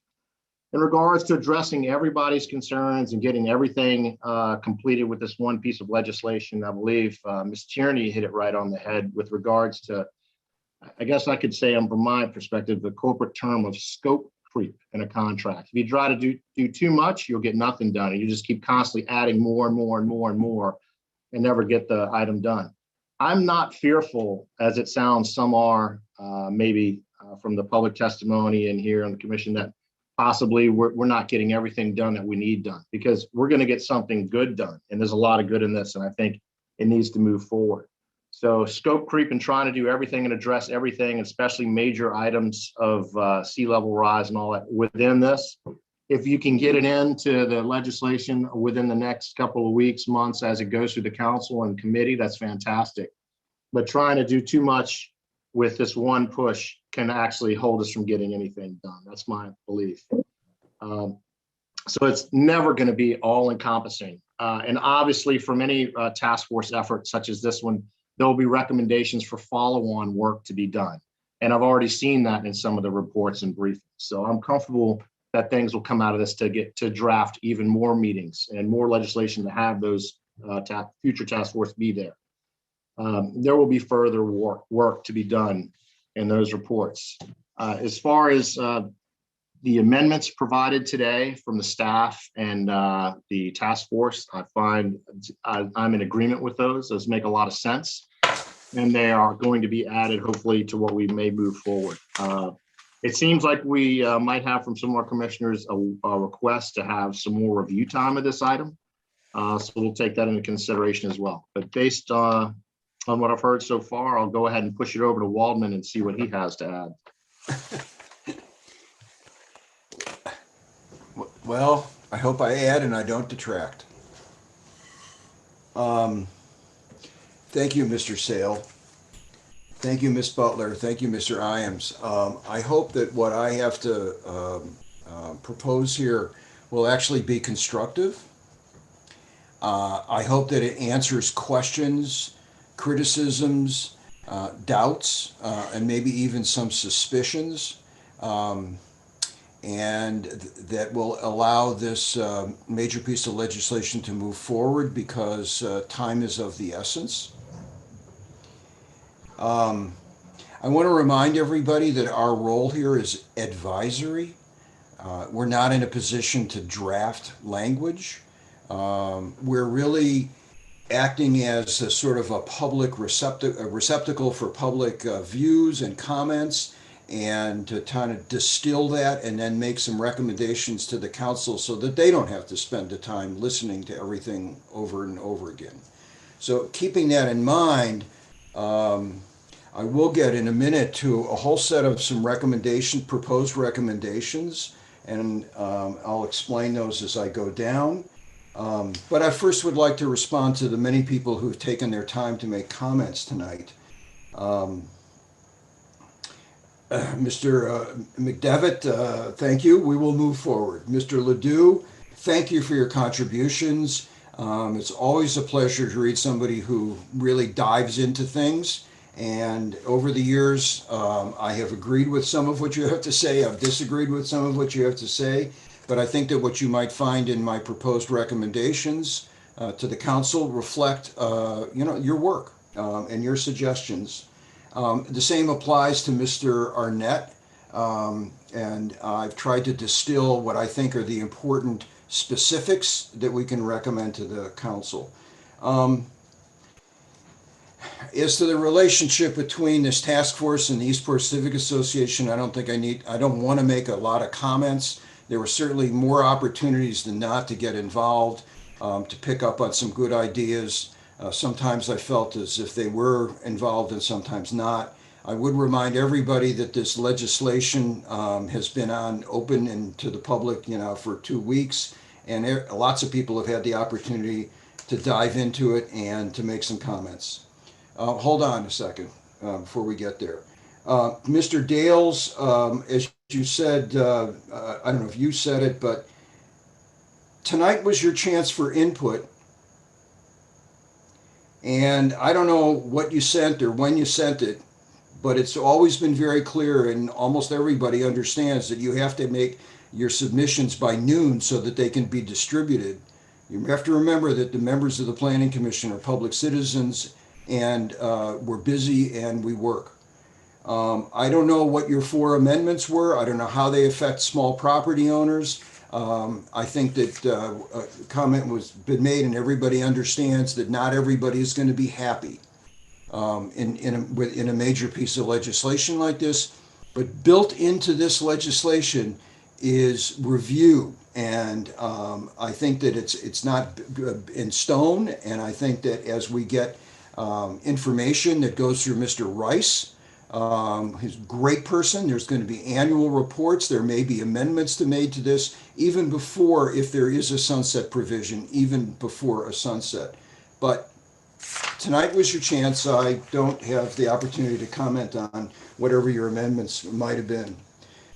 Ms. O'Sullivan, thank you very much. I can't wait to see the inventory of public access across the entire city. It's going to be very useful, and as you can see in one of my recommendations, I address funding for that, which is going to be a perennial problem.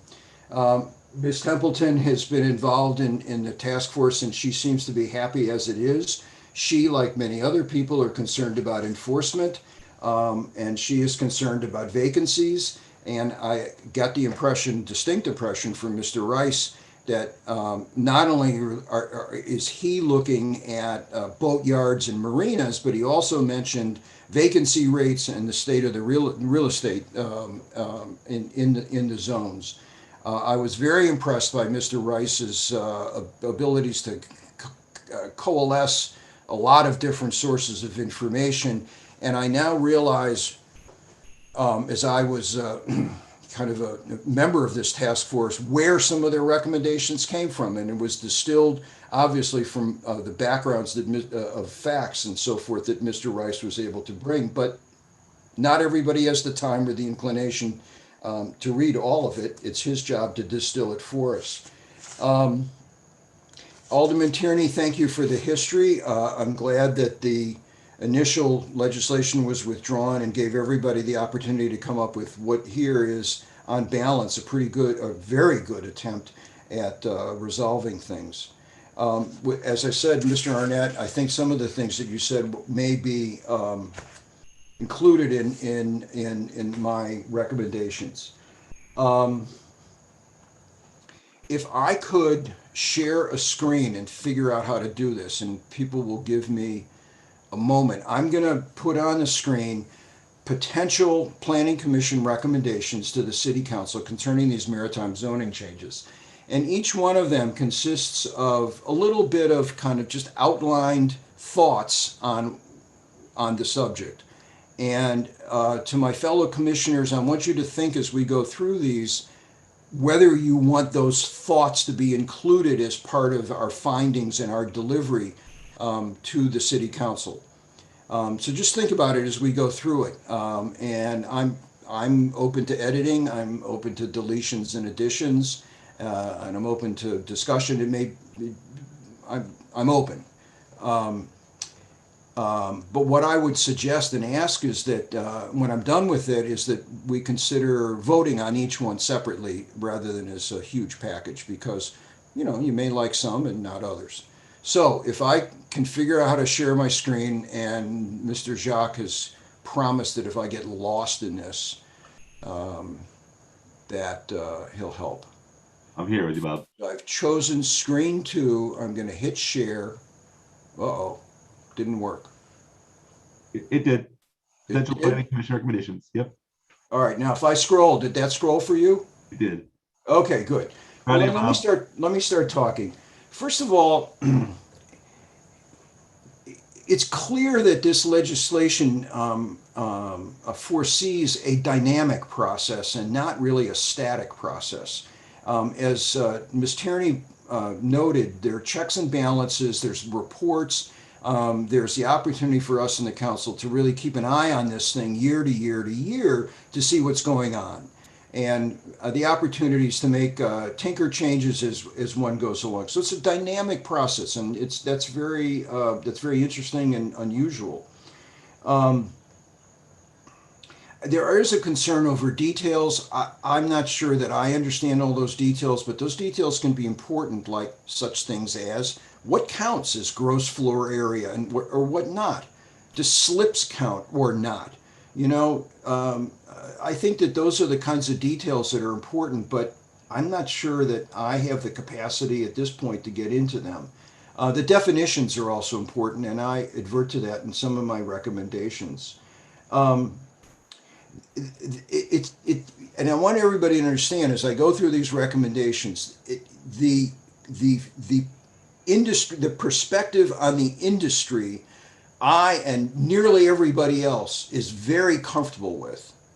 And so that mechanism that's in place is something which is important, giving them the opportunity to add their amenities as they see fit, giving them the opportunity to do a number of things that I will talk with in here. It's just that I'm suggesting that we clarify what those amenities may be and what those flexibilities may be, and to make sure that they don't impinge upon people who live in the city.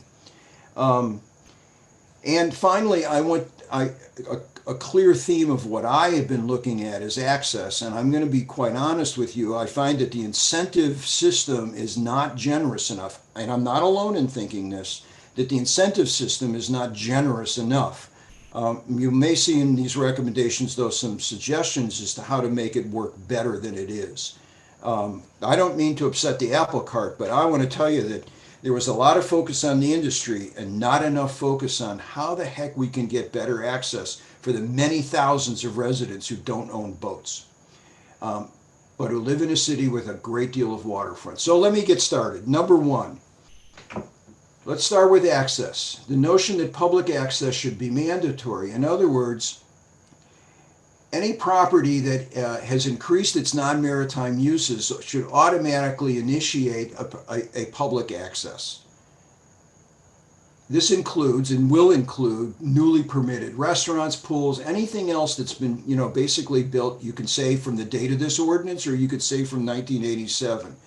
But the principle should be that as anything is built, it should generate right away public access. What do we mean by public access? The general public must be allowed pedestrian access to the waterfront. Now, it doesn't mean that you can launch your kayak. That's involved in an incentive, in the system elsewhere. But at the least, people can go walk on the waterfront.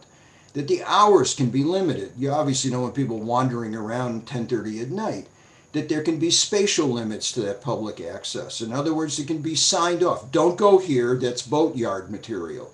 Don't go on to the slips. People own those expensive boats and so forth. And finally, that the owners should understand that they can take advantage of this Maryland recreational use statute, which I've bejabbered about, in the past. In short, what it does is it reduces the landowner's liability from a very high, a very exacting standard of negligence down to the mere standard of care that's owed to a trespasser. So in other words, it drastically reduces liability if the landowner provides free access for recreational or educational uses. Now, number 2 or D is where public access is not possible. I propose that maybe we come up with some sort of funding algorithm that people can, basically pay a fee in lieu. I did not go very far with that idea, but it is certainly an idea that the council might consider. It's something that might be put in the back pocket for the next review go around. And then there's enforcement, and what if all of these situations, if somebody does or doesn't provide the access. Now, the amendments that were proposed to us does include a very clear enforcement mechanism that if the landowner doesn't report and doesn't abide by the percentages, the director of planning and zoning shall revoke the occupancy permits for anything that was built after the date of this ordinance. That's strong language. Now, what if the person is obligated to provide public access and does not? Why don't we make it the same mandatory language? Therefore, here's the recommendation. Any changes to the current non-maritime percentages and any new construction, any changes made from now on shall require public access, a defined public access. And once again, I think I'm being generous by limiting it to daylight hours and to spaces that the landowner determines, and if there's problems, adjudicated by the director of planning. And failure to provide the required public access shall be cause for a mandatory revocation of the occupancy permits. No fooling around. That's recommendation number 1. If the council doesn't make public access mandatory, then the incentives must be increased. And I go through several of these, and one of the things I suggest is sort of flipping what's been proposed in the legislation, that in all of the zones get 15%, and then they can get 10% by incentives. I propose flipping it to 10% for the triggers and 15% for incentives to really make it worthwhile. I think that this is one recommendation that is close to upsetting the apple cart, and later, if we need to hear from Ms. Fogarty, well, we will. I'm sure that she will say, don't do it, incentive, don't do that. However, I do have a kind of an alternative proposal to make at this point, because I think we're over the years going to be looking at this system again, and that is, I have been beguiled by the number of spaces underneath the Annapolis City Marina, which is the one big office building inside a maritime zone. And that's all it is, And he's got, and the lawyer didn't know how many spaces are underneath that building. Well, I'm proposing that anybody who can provide a very large number of shared parking spaces, shared meaning nights and weekends, of at least 150 spaces. Now, if the guy's only got 125, you amend it and you make it 125 or 115. If you provide shared parking, any landowner who can provide shared parking of a lot of spaces at a reasonable fee in the WMM zone, and it's probably the only zone that this would apply to, she'll get a real incentive to 55%, whereas everybody else across all the other zones are limited to 50. And they've been complaining that 55 is their magic number. Well, let that be the magic number, but in return for getting to their magic number, they can provide shared parking. Now, they can charge for that shared parking. And they can put automatic ticket machines down there, and they can have SP Plus manage it, and they can make money from their shared parking. And if there's a permit parking system in Eastport, there's one of your pressure relief valves. If you need a space for the weekend, you go in there on a Friday night and you park there until Monday morning for a reasonable fee. Restaurants can do their valet parking there. We can get 100 to 150 cars off the streets in Eastport, and the owner of that building can get that slight extra percentage of non-maritime space in what is really an office building. And he's got a trigger because he's got a fuel dock, and he needs to make an investment in that fuel dock. I did hear him say that. So that's my second recommendation. Now let's talk about restaurants. And there's a proposal, or there's movement afoot, I understand, to permit larger restaurants at WME. Okay? Currently, restaurants of 2,000 feet are permitted by special exception, and the agitation is for a 4,000 foot restaurant in WME. WME, I want you to remind you, is the backside of Eastport, the Back Creek side of Eastport, and that one additional property on Spa Creek, which is known as the South Annapolis Yacht Center. Now, most of WME is in close proximity to residences. Okay? And there are properties in WME across, which are on the water, and across the water there are residences, and sound, as we well know, travels like crazy across water. And those properties, even though they're not in proximity or next to the WME property, they will still be affected.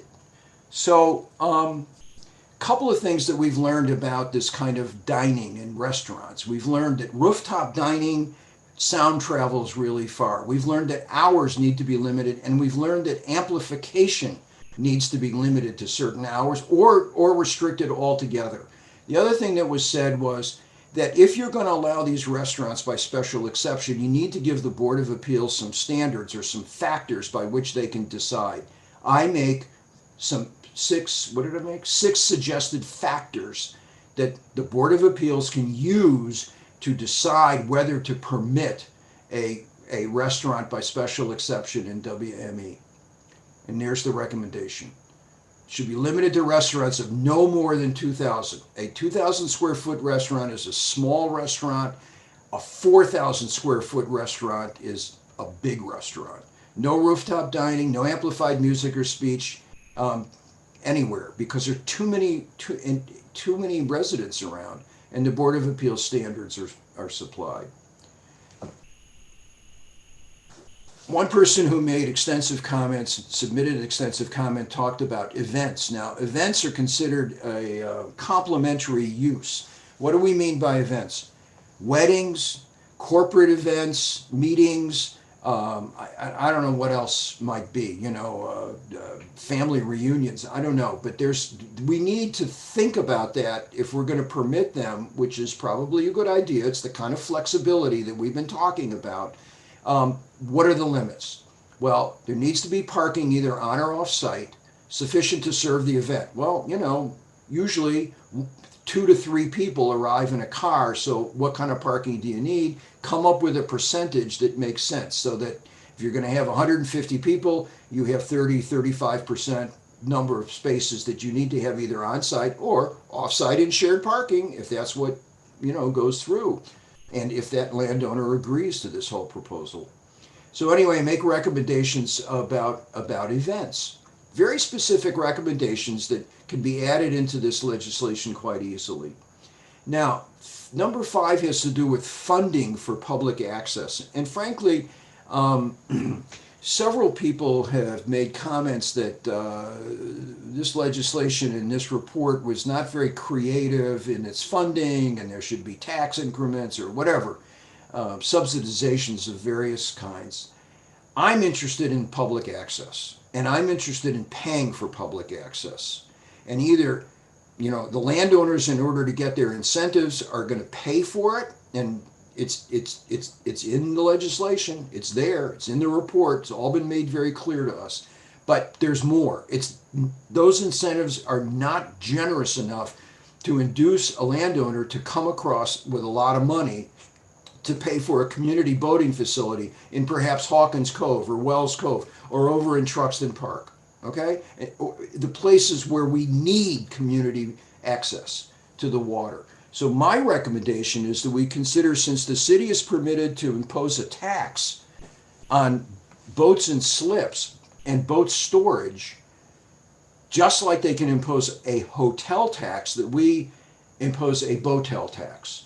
And I'm recommending to the city council that you consider imposing a very modest tax. It could be $20, it could be $40, but there are hundreds and hundreds of boats stored in the water and off the water. Come up with a system that makes sense, that's not going to turn away customers, but is dedicated to paying for public access, a small fee that would be paid. So that's the recommendation. Okay, I think you need to play with what boats are, is this going to apply to? Is this going to apply to the guy who's got a little, laser down at SSA at Severn Sailing? Or is it going to apply to bigger boats that are on trailers at EYC? It's very easy to draw the line at a logical place, come up with a very logical fee, and have it collected annually along with the report that's required. 6. Several people have said, we're really worried that this thing, will not be reevaluated. Okay? Then put in some sort of sunset provision. Now, that can be extended, on the 4th year, 11th month, and 29th day, but it's going to cause everybody to say, boy, we need to look at this.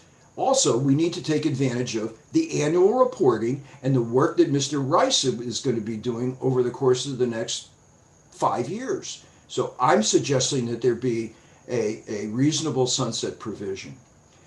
Now we come into a very difficult subject, and that is I do not understand why current residential uses are not included as non-maritime uses. Okay, it worries me.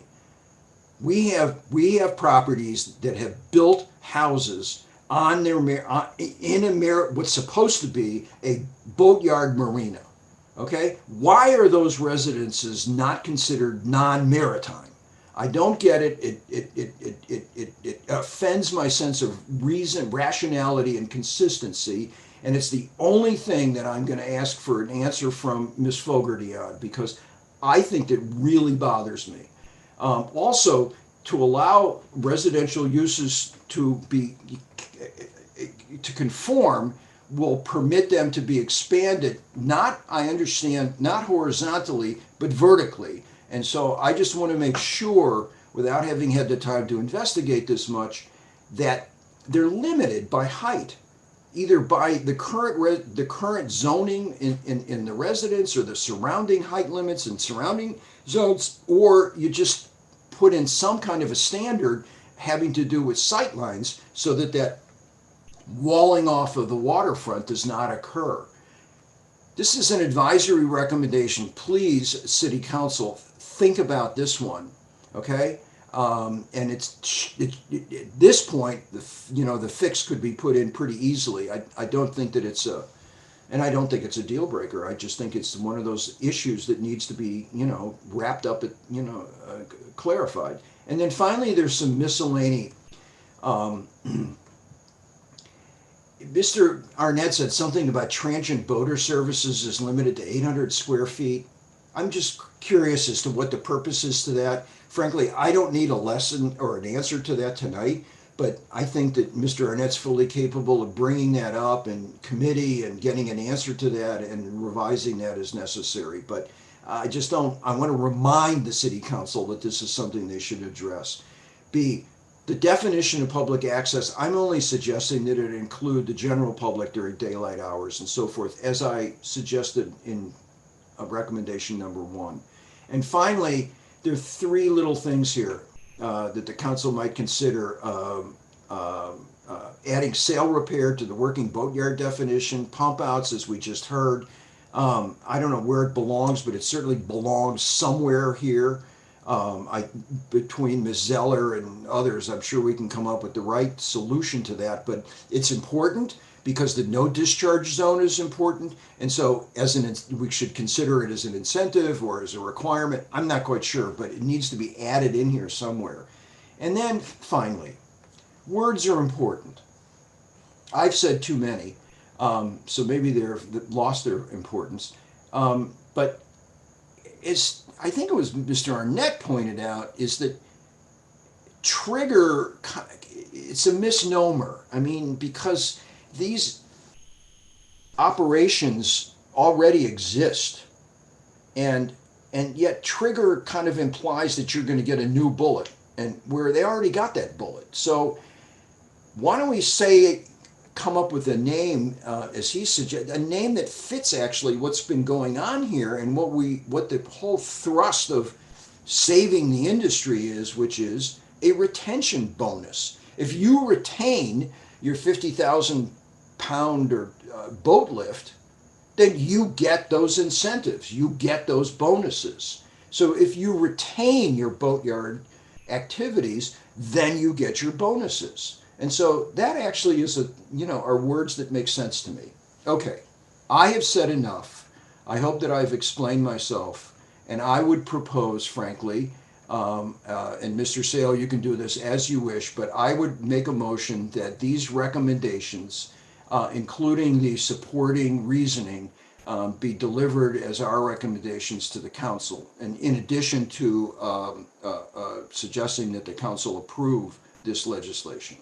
And then we can understand vote you on want it as you wish. You want to make the motion as a whole on it, not just go item by item.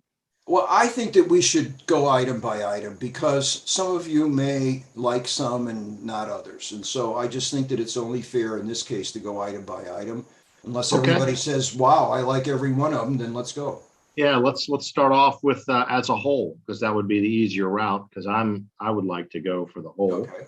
As I've seen this and read it at length. Other commissioners, you have comment? Uh, I think, go ahead, David. No, I wouldn't mind you making a motion like that, but I'd still like to make sure we have some discussion before we vote on it. So, because I have a couple questions. Definitely. Would you like to vote on each one? I mean, would you like to have discussion on each separately and a vote? No, I think if we just start with the whole thing and then we just discuss and then we have to go to different ones, we can do that. Okay. Well, one of the things I wanted to actually review the information that I just I thought was publicly available, but it's not, that we're going to get from Mr. Rice. I was hoping to get that. But assuming that there's, hard data showing that there's real need for these things, and it's not just anecdotal people wanting to make more money from their properties. I love these very good suggestions, but there's some more things we can add here. So should we try to add the changes right now? Because the amendments came and I reviewed them really quickly. I didn't look at them carefully. I'd like to make sure that we're adding it. If this is what our recommendations are, Bob, I want to make sure we get everything in here. Or is there a way to get your recommendations in and a follow-up recommendation by next week or something, so I can generate some language about, there are a couple of definitions here that I would definitely tweak. There's a couple of places where, we're going to add additional things that I think strengthen it. I don't know, this would take, if we do it point by point, probably another hour. It's okay. It's only 9:30. We have until 10:30. Well, David just sent something saying he has to be off by 10. Well, I mean, we just have to keep moving, if you've got some proposed additional recommendations, start writing them up and then make the proposals. But I'm going to have to read. What I did is I'm not drafting stuff here. I'm making recommendations for other people to consider and then draft. And I like that idea, but I know from doing this in a few other places where we don't look at the language carefully and, we just go with the intention of what we're trying to say, we get into big, big trouble. And that better than anyone. So I just feel like it's a good idea to make sure we get the language right. But I mean, it's as long as we can, I hate to make people wait, but I think it's going to take a while. I guess we could do it. Okay. I think that getting the finite legislative terms into this actually comes through committee following us. It doesn't come through us. So, you can make the general recommendations that I feel you want to make, I think you want to make right now, and that could be addressed later more definitively through committee and the city councils. So Diane, if you can come up with like a list of definitions that need to be looked at, you can propose that after this. Okay, but can we say something like we're not getting rid of the whole use table, that we can keep what's in the use table, but just add to it?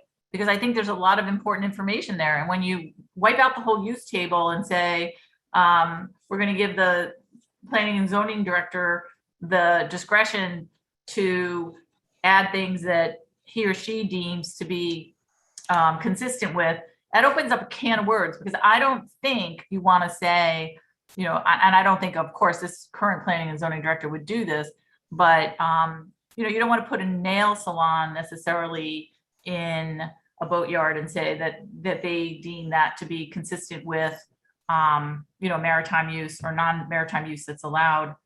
So it's the kind of thing where I think the use table serves a purpose, and I think it would be overzealous of us to just completely strip it. So your recommendation is that the council consider keeping the use table because it makes things specific and doesn't allow for too much discretionary decision making. Right, because we know that's a recommendation. Fine. Okay. Make that at the end. Okay. Okay. And you had some words that you think need to be defined. Oh yeah, I mean, I write it out. I appreciate. Okay, so I'll write these things out rather than drag everyone through every single step of the way, and then submit it to here tonight to the group or us. Yeah. Oh. So should I be drafting while we're talking, or what? Absolutely, you can. We've done that in the past. You can absolutely. And if you don't get it done, you don't get it done. That's all right. Yeah. Let's start if you can. Where we are. Okay. So I would start with working boatyard. I think it was a good attempt at changing, making it more comprehensive. I think the word space needs to include structures. Well, can you write this down and make a list of the things that you think need to be done? Yeah. Okay, good. Thanks. But it's hard for me to type in. Are we? I ask you to just focus in on what's been provided here. Oh, I like what's been provided, especially the access, water access. I think that's absolutely fundamental. You said it eloquently. There really hasn't been enough effort or attention that's been given to, what's important to the residents. The landowners are getting a lot of good stuff if we do this, and we have to give something back to the residents. And I think your water access initiative, especially the first one, is what we need to recommend. Okay. So thank you for that. Mr. Sale, it's the gavel is in your hands. Okay, we have this proposal in front of us, and we'll go down one item by a time with the commissioners, and we'll see if you approve, if we should change it or not, and then we'll go as a whole and vote on the thing as a whole. So public access should be mandatory. Do you have any issue with that, Diane, and that whole paragraphs that we went through? I think it should be mandatory. Frankly, I love the way the commissioners defined water access when they were discussing SAYC, and Tom Smith and Brett Anderson agreed that it did include small watercraft. That was brilliant, and I think it should still include that. But if everyone else thinks that we should go back to a lesser type of water access, I think we just vote on that. I think it definitely needs to be defined what this means by public access. I don't want them to be able to go down and have 3 feet wide that they can walk down to and not do anything. It's got to be a little bit comfortable, at least. If you're going we can't possibly as a commission get to that point of definitive legislation and description. Yeah, but I mean, it's got to be real public access. It can't just be, yeah, you can go down here and stand on this one little block and look at the water. So I think I understand that, David. Remember that if they provide a floating dock, which is a paddleboard dock, paddleboard launch or kayak. Yep, floating dock. Yep. If they provide a floating dock, they get 5% more non-maritime. Well, I thought we were saying that they had to. They have to do. It's like mandatory. It's not discretionary. But not every property gives itself to providing that kind of a thing. Whereas damn near every property could provide something. And if they can't provide it, then they need to go to they need to do a fee in lieu or something like that. But not every property is given to a floating dock. You mean if it's a landlocked piece of property, like some of the properties in. Yeah. Right. But we can say that. I think that's a good suggestion, Bob. Say if it's a landlocked property that can't provide any public access, there should be some percentage that they pay of their annual gross income. I don't know, something creative. Take a look at number D, where public access is not possible. somebody's got to make the decision, so the director makes it. Then require a commitment to funding, community waterfront facilities, whatever, okay? Yeah. Even if they put it into the industry fund, they should pay something, some kind of fee in lieu, and come up with a formula that makes sense. Right, but let the residents also be in on that conversation about what makes sense, because I'm pretty sure if the property owners come up with that amount, it's not going to be as generous. Okay, well, all I'm saying to the city council is consider this and come up with a fee in lieu formula. I haven't come up with it, you haven't come up with it, and I don't know that the community, whoever they are, can come up with it. But it's certainly something that can be worked on in committee if they think that it's worthwhile, that the council thinks that it's worthwhile doing. Agreed. I think the only thing we would It's an add idea. Yeah, it's a great idea. And I do think we can say if they can't allow access, meaning it has to be landlocked, because just about every single other property that has waterfront can. And we've got a lot of reversal of fortunes to do here. Muller Marine can't provide public access of any sort. It's small and it doesn't have the right bulkhead. It doesn't make sense. They can't provide it. Right. But if they want to get 5% more flexibility, they pay something, whatever that payment is, some sort of formula based on, I don't know, floor area times some dollar amount. I don't, But could that be done in conjunction with the community? That's what I think would work. Because otherwise, we saw it with the Forest Conservation Act. They paid the fee in lieu, or the MPDUs. They pay fee in lieu and walk away. Well, what can I say? You want to get the community involved in everything, then the community should have been involved in this kind of discussion before. We Instead, were. they've been complaining about not being able to see things. No. So what happened was you missed. Wasn't this discussion with the community people on the public access subcommittee who didn't show up half the time? They were not even told of the meetings. You know what, Bob? This is unfair. I move for a vote on number 1. Okay, there's a motion for a vote on item number 1 to be approved as written. Is there a second? I'd like to make a comment before there's a second. No, you can't. You got to wait till the motion asked for a second is done for procedure. Okay. So is there a second on that motion? I'll second that motion. Now there's time for discussion. Thank you. I just wanted to say, I don't want this to be contentious. You guys, you're doing a great job, and I think we're doing a great job. I don't want this to be contentious. All I'm saying is, I did hear that a lot of people felt completely left out, and they were really disappointed. They wanted to be in this conversation. And Bob, you missed the April 15th meeting. I raised a lot of questions, frankly, that had come up after the task force met with the Civic Association. So I raised them, and it wasn't until after that I was being challenged, and people wanted me to recuse myself because I asked some pretty hard questions. Okay.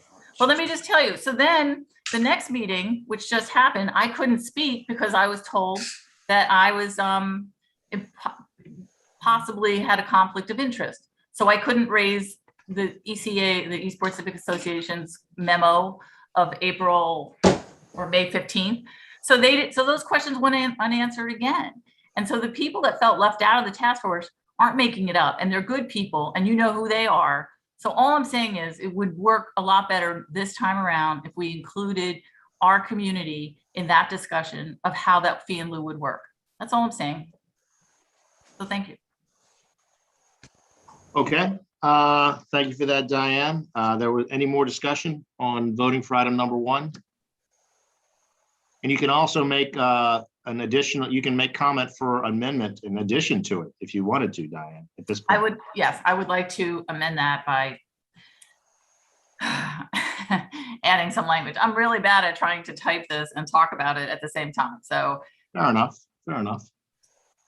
So you'd like to add some language with regard to what item under number 1 alphabetically? Well, the public access, I want it to be, some defined, and item 1C says public access must be defined. Are you okay with that first line in C? Oh, I see what you're saying, Ben. You're saying, let's not take the time for me to define it, but I think it needs to say meaningful public access. Meaningful public access must be meaningfully defined. Well, no, meaningful public access must be like, he must have meaningful public access. Okay, If I'm you just say fine with public adding access, that doesn't meaningful. really mean anything to me at all. Okay, and looking down beneath that for 1 through 4, the public must be allowed pedestrian access to the waterfront, pretty specific. The hours may be limited to daylight, then as a property owner, it's got to have some kind of protection there. May be limited, but not necessarily. That decision can be made later on by council or committee. Spatial limits to public access, let's see, it must be clearly signed. And the owner may take advantage of the recreational use statutes, which minimizes liability by the way you classify these people that come in to use a property and helps protect them. I think that definition is right there. I think what you're alluding to, what you'd like to see, Diane, and maybe Dave, is something more of how specifically what that access is. Is it a boat access with a ramp or a dock? Maybe we add in a little item, a Roman numeral, the public under item CI. CI, that's where I think you should add your amendment, which would be the public must be allowed pedestrian access to the waterfront to include either boat launching or a dock or a water entry method or something like that. I think that would help you. Would that be? That would be great. And it's exactly what we used at SAYC. So, I mean, I know that's an issue because it really isn't being enforced, but that's the kind of thing we talked about. It was agreed to, so we can use that same language. It was Tom Smith came up with it, and it said be able to launch small watercraft because it encapsulates stand-up paddleboards, kayaks, canoes. Perfect. Small watercraft was the language. Well, let's get your voice in it. So 1CI, the public must be allowed pedestrian access to the waterfront, and we're going to add a sentence there for your amendment to include the possibility of launching small watercraft, or dock or water entry method of some other sort. Right. How about that? Does that sound good? Yeah, I wouldn't put possibly. I would just put to include ability to launch small watercraft and enter the water, because I think it's that's a different. great recommendation. So I'm for that. Dave, how does that sound to you? Great. Dave? I wasn't asking for that much, but that's good to me. That sounds good to me. Bob, you think that'd be a good little amendment there? Get this going? No. No? Why not? No, I don't, because there are don't focus on SAYC. There are many, many properties in which it will not apply. And once again, you're sort of asking for too much. Remember, if they want an incentive and they can provide a launching pad, then they will do that. But not every property, is going to be able to do this. Well, let's figure out a way to word that then, because I think that makes sense. But if you say it's elsewhere in the legislation, a floating dock, it gets a 5% incentive. But right, these incentives like that are never going to happen because there's nothing that a property owner is going to do for 5%. They've already basically put out a said that. floating dock. How big is that? That's no big deal. Oh, it's expensive. Well, that's why the city isn't putting them at our So street. now you're requiring them to do this expense. No. I'm just Yes, saying. you are. If they want to get anything done, if anything gets built, they get any percentage in non-maritime, they have to provide public access in a floating dock of some sort. I'm telling you, it's not possible.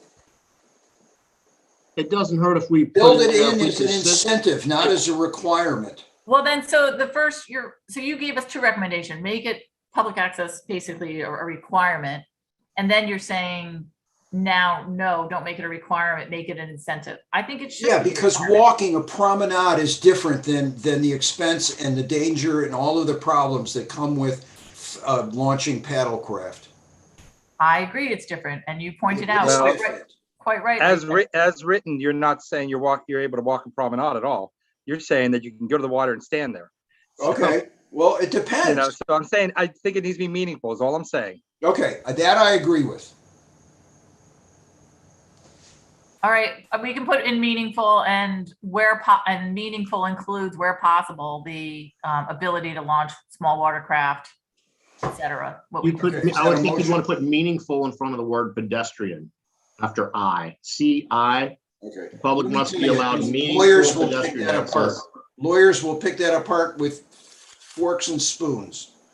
Okay, well, it was the only hope in getting your one passed and Diane to agree. So, I mean, you got to think about getting agreement. Come I'm on. thinking about it because they could put a fence up and then we have no water access. So we have to think about those things. It has to be spelled out. We know what happens when we don't spell it out. We've seen it.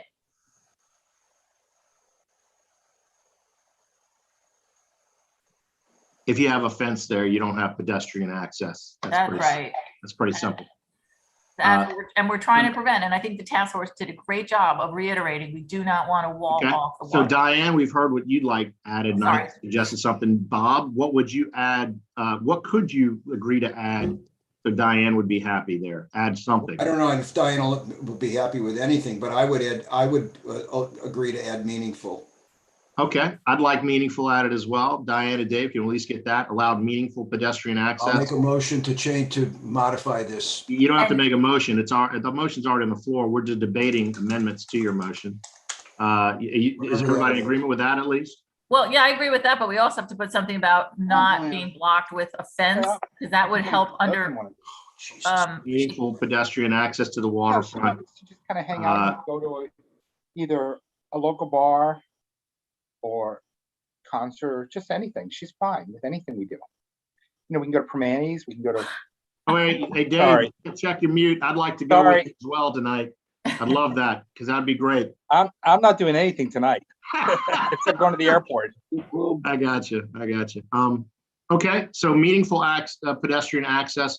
How further would you need it defined, Diane, to go with number one? It would be great to say including ability to launch small watercraft where possible, which means, like he said, Muller Marine wouldn't work. So that's the issue. And I think it was a good suggestion. Well, where possible, Bob, I don't think that limits it because, that could be. No, because those are the exact words that were used in the SAYC approval of the plat, where possible. And that's what's got everybody tied into knots. That's why bad language should not come in here. That's why language like meaningful should not come in here. Because what does that mean?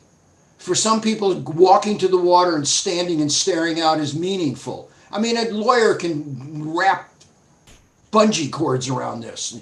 Well, then, come on.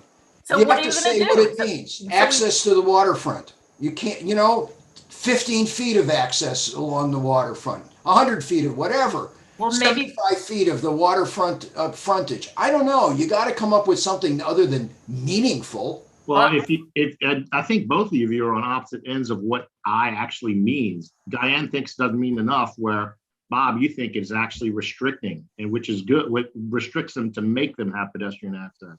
I think meaningful is really bad language. Doesn't add really bad language. Okay. If you want to come up with something that's very specific, then I would say, come on, we got to keep moving here. But we should also come up with something. Then I would suggest that you come up with something specific.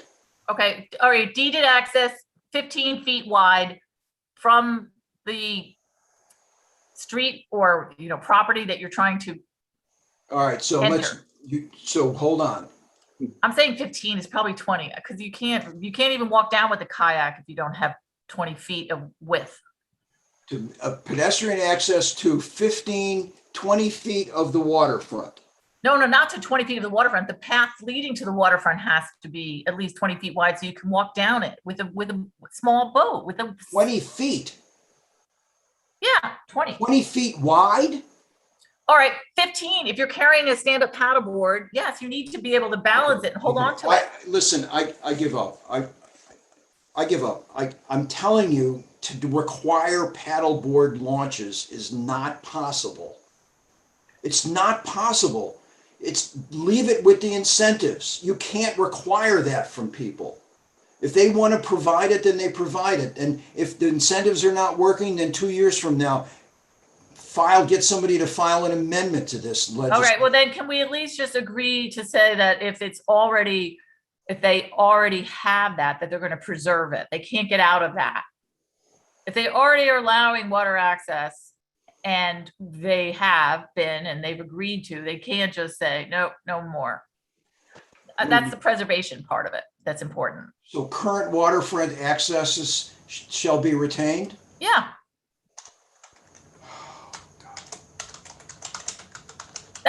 I feel like we're rushing this. This could take 4 hours, but fine. If we need to do it now, I guess we will. I don't feel like we're rushing. I feel like Well, we're actually. if it had been read before, then you'd have. I did read it before, Bob. I had no idea that you were going to try to cut off public. I testimony circulated tonight. this 2 weeks ago. And I read it, and I didn't think this was the end of it. I thought we were going to have what I don't understand why this is such a huge rush. I don't. Maybe I'm missing something. Well, it's because to get it done, it's got to get to the council. But do you think that there are any struggling boat yards and marinas that are going to fail in the next few weeks? Do I think what? Are there any maritime businesses that are in jeopardy of failing in the next month or two? No, but this legislation will die by the end of this council session if it doesn't get there, get through committee and get vetted. Oh, you know what? I didn't even know that. No wonder. I could not figure out why you're freaking going crazy over this. Okay, so there's Sonny Dies coming up? Yes. Oh, good to know. All right, guys, hold on a second here. It's 10 o'clock. Dave Iams, how much longer do you have with us? I might have to switch to my phone in a minute because I have to head out to the airport to get my brother, but. Yeah, David Iams has really got to head out, and that's gonna, let's be realistic, that's gonna take us out of quorum for this item, and I don't think there's any way we're gonna finalize this, but there is go ahead, Dave. I mean, I can stay for 15, 20 minutes. He's coming in 11. Okay, 15, 20 minutes is fine. Let's make it 15. Don't put yourself in extremis and miss somebody. Come on. Okay. All right, you've been But Ben, I wonder if we should let the people who are waiting for other agenda items go and have them come back on the 23rd. Yeah, you're reading my mind, but hold on, Dr. Nash. Let me finish here. I thank you for that. Good to see your face on vacation. Unfortunate for you. We're probably not going to get through it, but we do have a motion on the floor, and we've talked, and we're in the middle of debate on it. So we at least should finish that motion to then proceed on. So we've got and we have item 1 through multiple, and the motion is to pass the thing as a whole. Now we should go ahead. That motion has been seconded. We've had some discussion, and I think we ought to at least get rid of this motion tonight to then that way, if it fails, we can just have that and continue this item to the next meeting. So I'm going to go ahead and call for a vote as written as is. And see if we can get this to pass or not. So these are the potential planning commission recommendations to the council concerning maritime zoning changes that Bob has presented and recommendations as a whole. I'm going to call for this vote. Do you vote yay or nay? All those in favor of this as written to be our recommendations, say aye. I think we should. All those opposed? Nay. Nay. Okay. I'd like to discuss one other item on there. Go ahead. If there's one other item that I'm just a little bit confused about, yes, it has to do with this events aspect, because you're talking about, 1 minute you talk about no amplified music, for example, but then you talk about having events. You can't have an event without amplified music. So it just doesn't make any sense unless you're talking about not in the WME or you're talking about everywhere, because you can't have an event without amplified music. There's no way. Really? And David, if I'm reading this correctly, if I remember what I wrote, that there is amplified music, but shall cease by 10:30. I guess that's the normal time when these things have to end. At least the amplification part of it. Is that? I mean, that's in the event section. Okay, so I thought in like a neighborhood it has to be 9 o'clock. Yeah. So not in a neighborhood it has to be 9 o'clock. So WME it would be 9 o'clock. So that's why I'm concerned about the amplified music and the ability to have events, because I thought at one point you said no amplified music in WME. I say no amplified music with respect to restaurants. Okay. But events would be the same kind of thing. Yeah, it's the same thing. Okay, so let's go back to the restaurants, and then I'll get back to events. So does this make sense, given what you're saying, that there should be no amplified music on rooftop dining? Well, So you couldn't. not outside. What's the difference between rooftop dining and outside Under a tent. patios or pavilions or anything? It's all the same. If it's outside, it's outside. If it's amplified music, it's amplified music. Well, then the way to, no amplified. Outdoor amplified Shall be music or- permitted outside of restaurants in any maritime zone. Here's what I would do. In the exterior of any, in the exterior. Outdoors, outdoor amplified music. You know, and that's still, there's always ways around it. Like what they did at Fawcett's is awful, you know, where they have the outdoor music, you know, where they have all the open windows. It doesn't make any sense. But does this make sense to you now?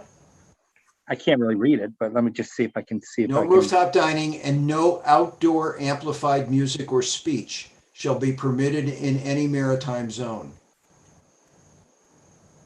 Well, I was more concerned with WME, but that's fine. Okay, well, city council can change that. I think it should apply across the board. Okay. I agree with you. Some good work on, hold on, we're getting some good work on these. And honestly, this item's not going to pass tonight. So I think we should table it till our August 26th meeting, give a little bit more time for Dave and Diane to digest, make some comments, feedback, and make some meaningful red ink changes via email. Thank you. And we I can do proceed that. on to You the will next be item. happy with my changes, I promise.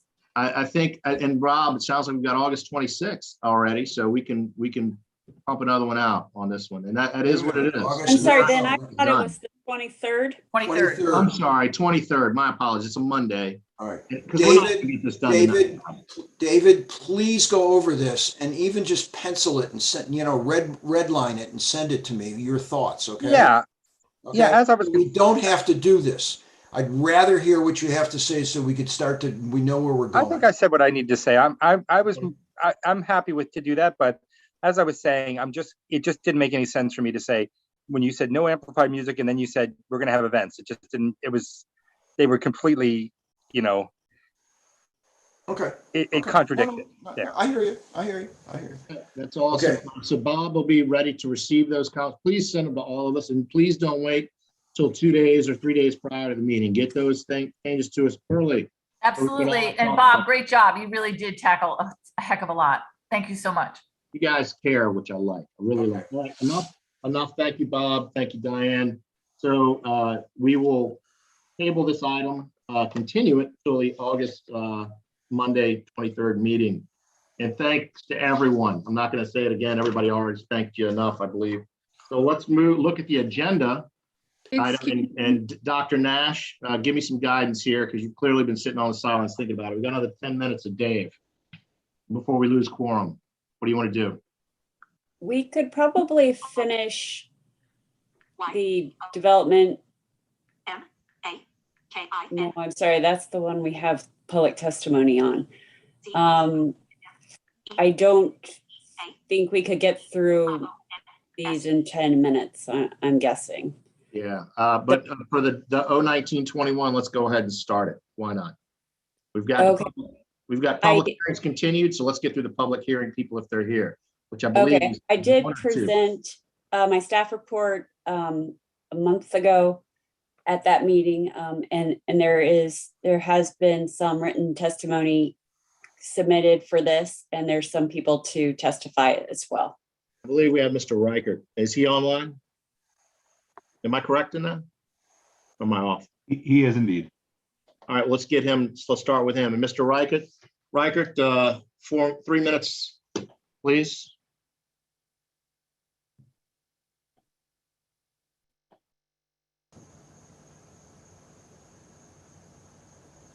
And if we have anybody else before Mr. Reichert that can go ahead and talk, we'd rather do that as well if he can't get up. I don't know if Mr. Harris is still here or Alderwoman Pendell Charles.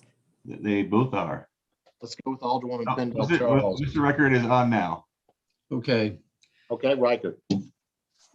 Thank you for the opportunity to address you. I know it's been a long night, so I'm going to be brief and absolutely to the point.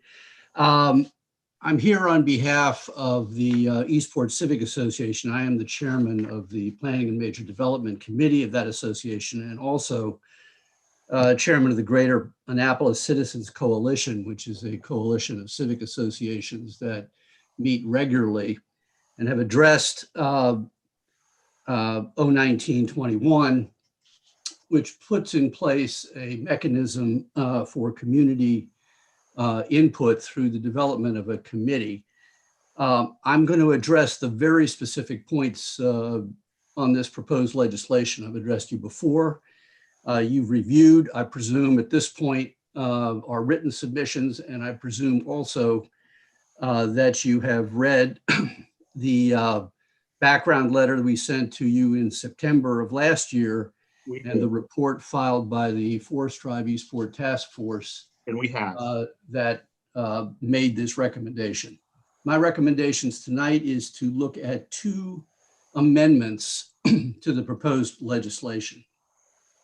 One is the appointed committee should meet with the applicant to more specifically understand and identify the community benefits, and here would be the amendment, and issues related thereto for the proposed project. The current legislation does not address issues related to the proposed project. We believe very strongly that when this committee meets with the applicant, that dialogue is not only to identify and define benefits, but also to identify particular issues that may be unique to the project and of concern both to the developer and to the community.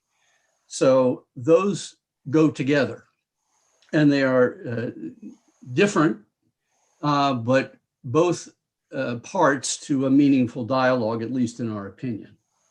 Listing only benefits but not issues results in a partially erased history of good faith discussions, because these discussions necessarily include issues.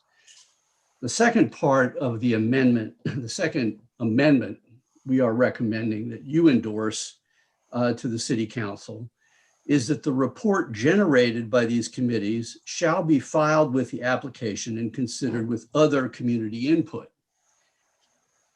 We think it is important that a joint community benefit agreement those efforts by the developer and the committee should be memorialized in written form to be filed with the application file, just like the requirement that a report on the community meeting, which is already required by statute, be filed with the application.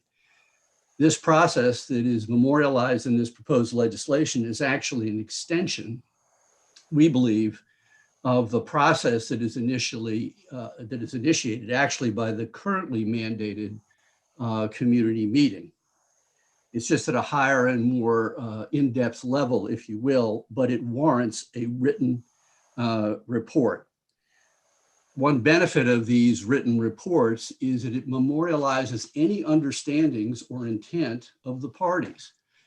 And I don't want to go back to SAYC as an example and water access to an example. You've had enough of that tonight. Right. But these kinds of processes with the committees, with the communities, with the developers is a mechanism to really define where there's agreement, where there are issues, where there are understandings, where there is intent, where there is no intent. And that can be memorialized to prevent a number, we think, a number of the problems that we've all experienced when those things do not exist. So again, two amendments, specifically issues needs to be put back into the language of the legislation along with benefits. And number two, any writing that comes out of the committees should be filed with the application as a memorialization of that process. So that's our recommendation. Mr. Riker, thank you. That was very succinct, and like Mark Twain, tell them what you're going to tell them, and tell them what you told them. That's perfect. And I've been working with Mr. Riker in the past on the committee, the task force, and I get what he's saying, and a lot of people are supporting what he's saying. So let's take that to heed. And the next person to testify, please. I believe is Mr. Harris. Harris, you there?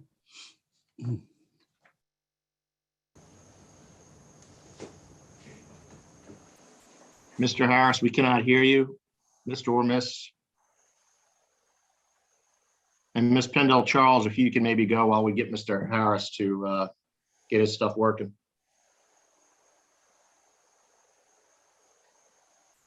Okay. Thank you very much. Good evening to everyone, and thank you for the opportunity to address Ordinance O-19-21, and I'll be as brief as I can be. We, the Greater Parole Community Association and the Eastport Civic Association and the coalition have been working hand in glove over the past several months regarding this issue. But I would like to say, as a matter of historical context, we in Ward 3 have been doing this work since I've been on the council, mainly because we are right up against and we abut the county. So we've been very strategic in what we do when it comes to developments and developers and what the residents want and what the residents do not want. So we've been very strategic with that. So we've developed a protocol, a template that we use when a developer or a representative comes to us about a particular piece of property. And it's a 10-point plan. And basically, number one, developer or the representative meets with planning and zoning first. And as Dr. Nash knows, she indicates to them or that they must meet with the alderwoman first. That's something that has to go first. Number two, I received feedback initially from planning and zoning concerning what may have transpired with the meeting with Dr. Nash and her folks. Number three, the developer representative meets with me as well as the chair of the Balanced and Managed Growth and Development Committee for the Greater Parole Community Association, which is Mr. Harris is that person. And we provide initial feedback to the developer at the meeting, whether it's quality of life issues, traffic, public safety, and what may be impactful to the residents in our community. That's an initial meeting. We would provide that information. Number four, I, along with Mr. Harris, discussed that meeting and make some preliminary, we discussed some preliminary things that went on at that meeting. Number five, Mr. Harris will provide to me a one-page analysis of that meeting. And so that gives me kind of a synthesization of what we're looking at. Number six, Mr. Harris, who is part of the executive leadership team of the Greater Parole Community Association, provides information to the executive leadership team based on that meeting. And there are 9 members of that ELT. The Greater Parole ELT then meets with the developer, and the ELT provides initial feedback at that meeting. Number 8, the Greater Parole Community Association also receives from the developer certain commitments regarding the community outreach efforts and how to enhance the quality of life in Ward 3. I step out of that process. That is a process that is being handled by the Greater Parole Community Association, executive leadership team, and the developer. Number 9, the ELT invites the developer to their quarterly, first to their ELT meeting, and then to their quarterly meeting to make a presentation to the entire community, and the community provides feedback. And number 10, if the community expresses hesitation or approval, the need to change plans possibly, then the developer goes back to the drawing board until whatever is provided, it meets with the expectations of the community itself. So we've been doing this for approximately 7.5 years. It has worked tremendously well. Everyone is aware of how Ward 3 operates. We know that we have to be extremely strategic and organized in what is developed in Ward 3, since we have really no control over what goes on in the county, which is directly abuts us. So we are in favor of this. Now, what also happens is the Greater Parole talks to the developer and says, what can you do to enhance our community? And depending on the developer, depending on what we believe that the community is in need of, that's something that the ELT, the Greater Parole, works with the developer on. And it could be a whole wide range of things that the community may need that are worked out. It could be something minute for some communities, but important to us. But we follow this. And so when we started to have this discussion at the coalition meeting, we provided that information to them. And I will say they were very impressed, because this is something we've been doing all along. It's not a formalized agreement. It's pretty much a gentleman or gentlewoman handshake agreement, but we have been very successful in this way of operating. So we're very pleased with the fact that the coalition has decided, and Alderman Arnett and I have decided that this should be in writing. Of course, the amendments are supported by us, and we think this is a very good opportunity for the communities and the community association, the residents and the developer to come out with a product that we know works well because it's tried, true, and tested. Thank you very much. Thank you, Ms. Charles. Do we have any other public testimony? Mr. Harris? Mr. Harris is here. Mr. Harris, we can't hear you.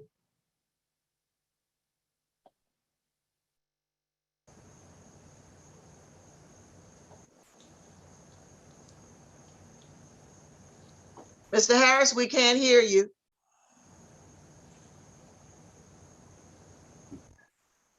Ms. Charles, do you have any, can you elaborate on what Mr. Harris might have been given to us?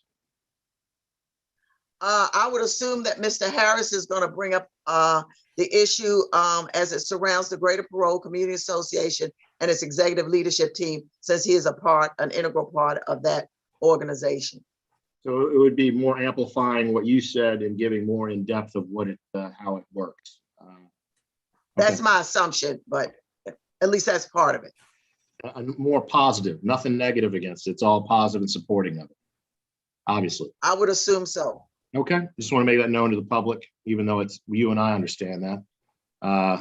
Okay, Mr. Harris, one more time.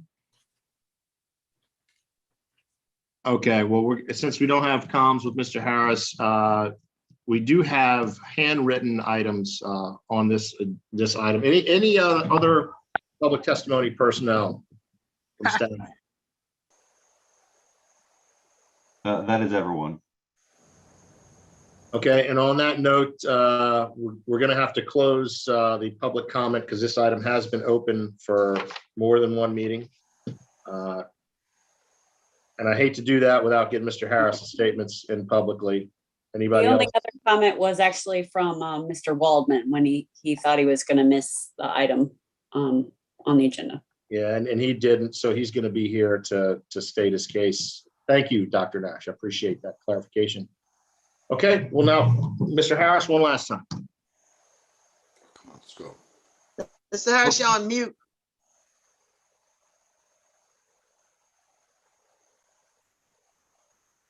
All right, well, we're going to have to go ahead and proceed now. The public hearing is now closed on this item. Mr. Harris, I apologize, but we had to move on. But if you do chime in the next couple of seconds or so, maybe get back to you. But on to the commissioners and deliberations. And I'll start with myself and open it with a couple of comments of, this is some good stuff. I've been involved with it over the past more than a year of talking about what's in this legislation. 2018, if you go read into when Mr. Reichert started the whole gang at the Civic Center. Well, oh my God, I'm losing what I call the Pit Moyer Rec Center. So it's late, I know. So very, very good stuff. It's not limiting in my ideas to developer.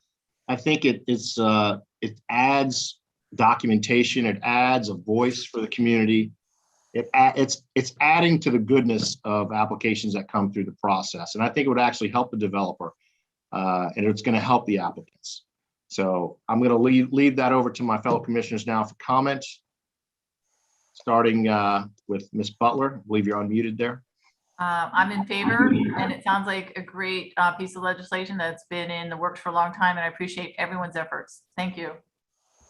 Thank you. Any other commissioners want to make comments? Yeah, I think it's very. Mr. Iams, how about Iams, who's on, might be. Yeah, I think it's very clear, very straightforward. I'm happy with where it's gotten, so I'm very much in support as well. What worries me is that a couple of things. First of all, that it would I think that the community would feel like they have a veto over, proposals. Now, and they Don't really. have a veto, but the applicant who sees this committee, which has been basically chosen by the aldermen, it could be stacked, for or against them. And if it's stacked against them, he either has to participate, in which case everything goes against him, or he doesn't participate, in which case he looks like a jerk, a villain. So I'm concerned about how much discretion the alderman has in choosing the people who are, to do this. On the other hand, as we've learned, when applicants in major developments go to communities and they actually sit down and start dealing with things, it ends up being a better proposal. I think that Mr. Reichert, the two little amendments, there are three I would make. One, I would limit the citizen committee to 7, including the alderman and not including the applicant, the developer. And the other two, I agree with Mr. Reichert. It should address both benefits and concerns, and it should, of course, should be made part of the written record. So if there is a written agreement, it becomes part of the record. But I'm a little concerned that, this is the community tail sort of wagging a dog in a way. On the other hand, hey, we've been waiting to figure out a way to get communities involved sooner rather than later. So those are my thoughts. Obviously, I'm on the fence. And I understand that. And that was what you say was also tabled in a lot of our meetings in the past with the task force. It came to the conclusion of really, it does not limit the developer. It puts on record what the talks were. It puts it into the package. It puts it forward rather than what was seemingly getting lost in the shuffle before. So it may seem to some people, or they may hope it's more of a limiting thing to developer. They can't do anything unless the community benefit agreements, whatnot, state that. That's actually not fully true if somebody interprets that. So I don't believe it's as limiting as some might think, and I don't believe it's as, and I believe it's still yet is helpful. So if you're on the fence, it's really looking at it is beneficial in my opinion. So on that note, if you want to make an amendment to it, I feel like Waldman, you might want to make some slight amendment there for the 7. Want to do that? I'll make 3. I can't remember. I don't have the legislation in front of me, but I would recommend to the city council that it be the aldermanic committee be no more than 7, including the alderman, but not including the developer. Number 2, that concerns be addressed as well as benefits. And number 3, any reports or agreements be made part of the written record. I think that all is probably encompassed in it already, but Ms. Charles, help me out with that. What you just heard from Mr. Waldman, do you find that to be limiting in anything if we made those recommendations? I don't think so. I just want to speak generally on what Mr. Waldman indicated about the developer. And you all have heard me say this before, and this has kind of been my mantra. And what we indicate to the developer is, you develop whatever you develop in a community, and you go home to your nice, warm, cozy home and bed, and whatever the fallout is in the community has to live with it. And we can't go back to the developer and say, well, can you fix this? Because the community knows exactly what's bearable and what is not bearable. And so, like I said in Ward 3, and I've said it before, there are things that we wanted, we couldn't get, and things we got, we didn't want. And so we have to live with that. And that goes back to the comprehensive plan and all those other things that we've talked about. So that's why we've been extraordinarily careful in what we do when it comes and how we operate when it comes to developers. And we've had, I think it's about 15 developments, and each one of them we've had a hand in. And we don't want that to happen, especially when we butt up against the county and we have no control over what the county does. And so we have to live with whatever comes our way. And that's a difficult situation to be in many cases. So that's why we came up with our own CBA, unwritten, but it's a handshake pretty much. And so it works. We know it works, and the community is better for it. But I understand Mr. Wallman's concerns. Thank you, Councilman Charles.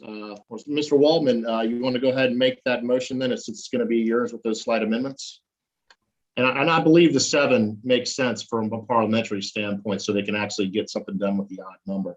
Because what was the number you had before? It was recommendation 8, right? So you could be deadlocked, which is. Well, you're going to have 7 on one side and developer and 2 lawyers and 3 architects and 4. I'm with you on that. We're going to come in with a great big team, you know, and their PR person. And Okay, then so the alderman in the middle trying to mediate the whole thing. So let's go ahead and make that recommendation. In general, it sort of regularizes the process of community involvement, and I think that that's probably a plus. So I will move to approve with those 3 amendments, or those 3 recommended amendments. State them one more time. That the aldermanic committee be no more than 7, not including the alderman, and not including the applicant, although he's not an applicant yet. And secondly, that concerns be addressed as well as benefits. And thirdly, that any reports or agreements be made part of the record. That's already in the legislation. Okay, well then, whatever. So 3, I don't think we need. We just need those first 2. Okay. Do you agree, Ms. Charles? Agree with that? I agree. Yes, I do. Thank you, Mr. Waldman. So it's already the business about the record and any agreements or reports that's already in the legislation? Yes, Yeah. it is in there. Okay, well then, okay, and whoever does then we don't need that, just 1 and 2. So there's a motion on the floor to make it 7 instead of 8, including the alderman, not including the applicant, and the second, the concern be addressed. I'll second that motion. All those, any discussion, further discussion on the matter? Nope. All those in favor say aye. Aye. Aye. Ha. Any opposed? Any abstentions? Congratulations, Ms. Charles, Mr. Harris, and the hard work there. Our recommendation is for that to be approved, and we will finalize what we just said in further findings. Dr. And Nash? do I have a volunteer for findings? Ben Sale will volunteer for those. All right. Thank you. The man laughs. Thank you all so very much. Thank you, birthday Thank you all buddy. so very much. All right, Thank you, birthday buddy. the hour is late. I move to adjourn, and I move that we any items, the ethics rules and the continuation of the maritime zoning, I suggest be heard on August 23rd at 7 p.m. So that would be looking at what we have here. So item 2, waterfront maritime zoning, we will continue to the August 23rd Monday meeting, which we just made an agreement earlier today to have. The item number 3 and 5 will be pushed to the September meeting. So item number 2 will be continued to the 23rd, as well as we're going to hear the Forest Conservation Act amendments from Mr. Savage on that 23rd meeting. Okay, good. Item 2 and Savage's. So item 2 and Savage on the 23rd, and items 3 and 5 get pushed to September 2nd. Could number 5 also go on the 23rd? That's been in the queue a bit longer. If we can get to it, you can put it on that agenda. If we get to it, we don't get to it. We don't get to it. Yeah, exactly. Okay. So yes, thank you. That's a biggie. I'm not prepared. It's a biggie. We'll see what happens, because that's going to be a short meeting. You never know. Never know. So thank you everyone for your participation. And I believe we got it right. Tammy, is there anything we're missing? And we have the items that you presented, Tammy, for entering into the record for the evidence. I have that. Do I need to show that? And we are entering that into the record. Right. You're fine as long as you say you enter it into the record. It's just those testimonies, the written testimonies. All right. And those are entered into the record as provided by Tammy Hook in the email from today, earlier today. And then item C4, C5 is the revisions to the ordinance and Lashinsky's technical amendments. That's it. Okay, and I believe I could display those, but I won't, because that's not going to add any substance to this briefing. Okay, And it's possible that we could get a commitment from the four of you who are present tonight that you will all be at the September 2nd meeting. I will, yes. I will be there. Did I already ask that? I will not. Bob will not. Bob's busy. Okay. Diane? Yeah, so for the fourth time, yes. Yeah. Okay, so if. Come on, Jack. We've We will already have told a meeting on September 2nd that would be contingent upon Mr. Klein being available. Correct. And I believe he's available already, as I chatted with him a while ago for that. But we'll double check that. Thank you. I will double check that, but I just, for clarity's sake, and if, Perfect. so that if we don't have that meeting, the next meeting after that is September. Further down. Yeah, I get it. So we'll push it. Thank you very much, Mr. Imes. Don't get in a wreck. And that concludes it for the meeting. I would motion that we adjourn the meeting. Move. Second, there, discussion. None. All those in favor say aye. Aye. Aye. Opposed, okay, it passes unanimously. Thank you very much.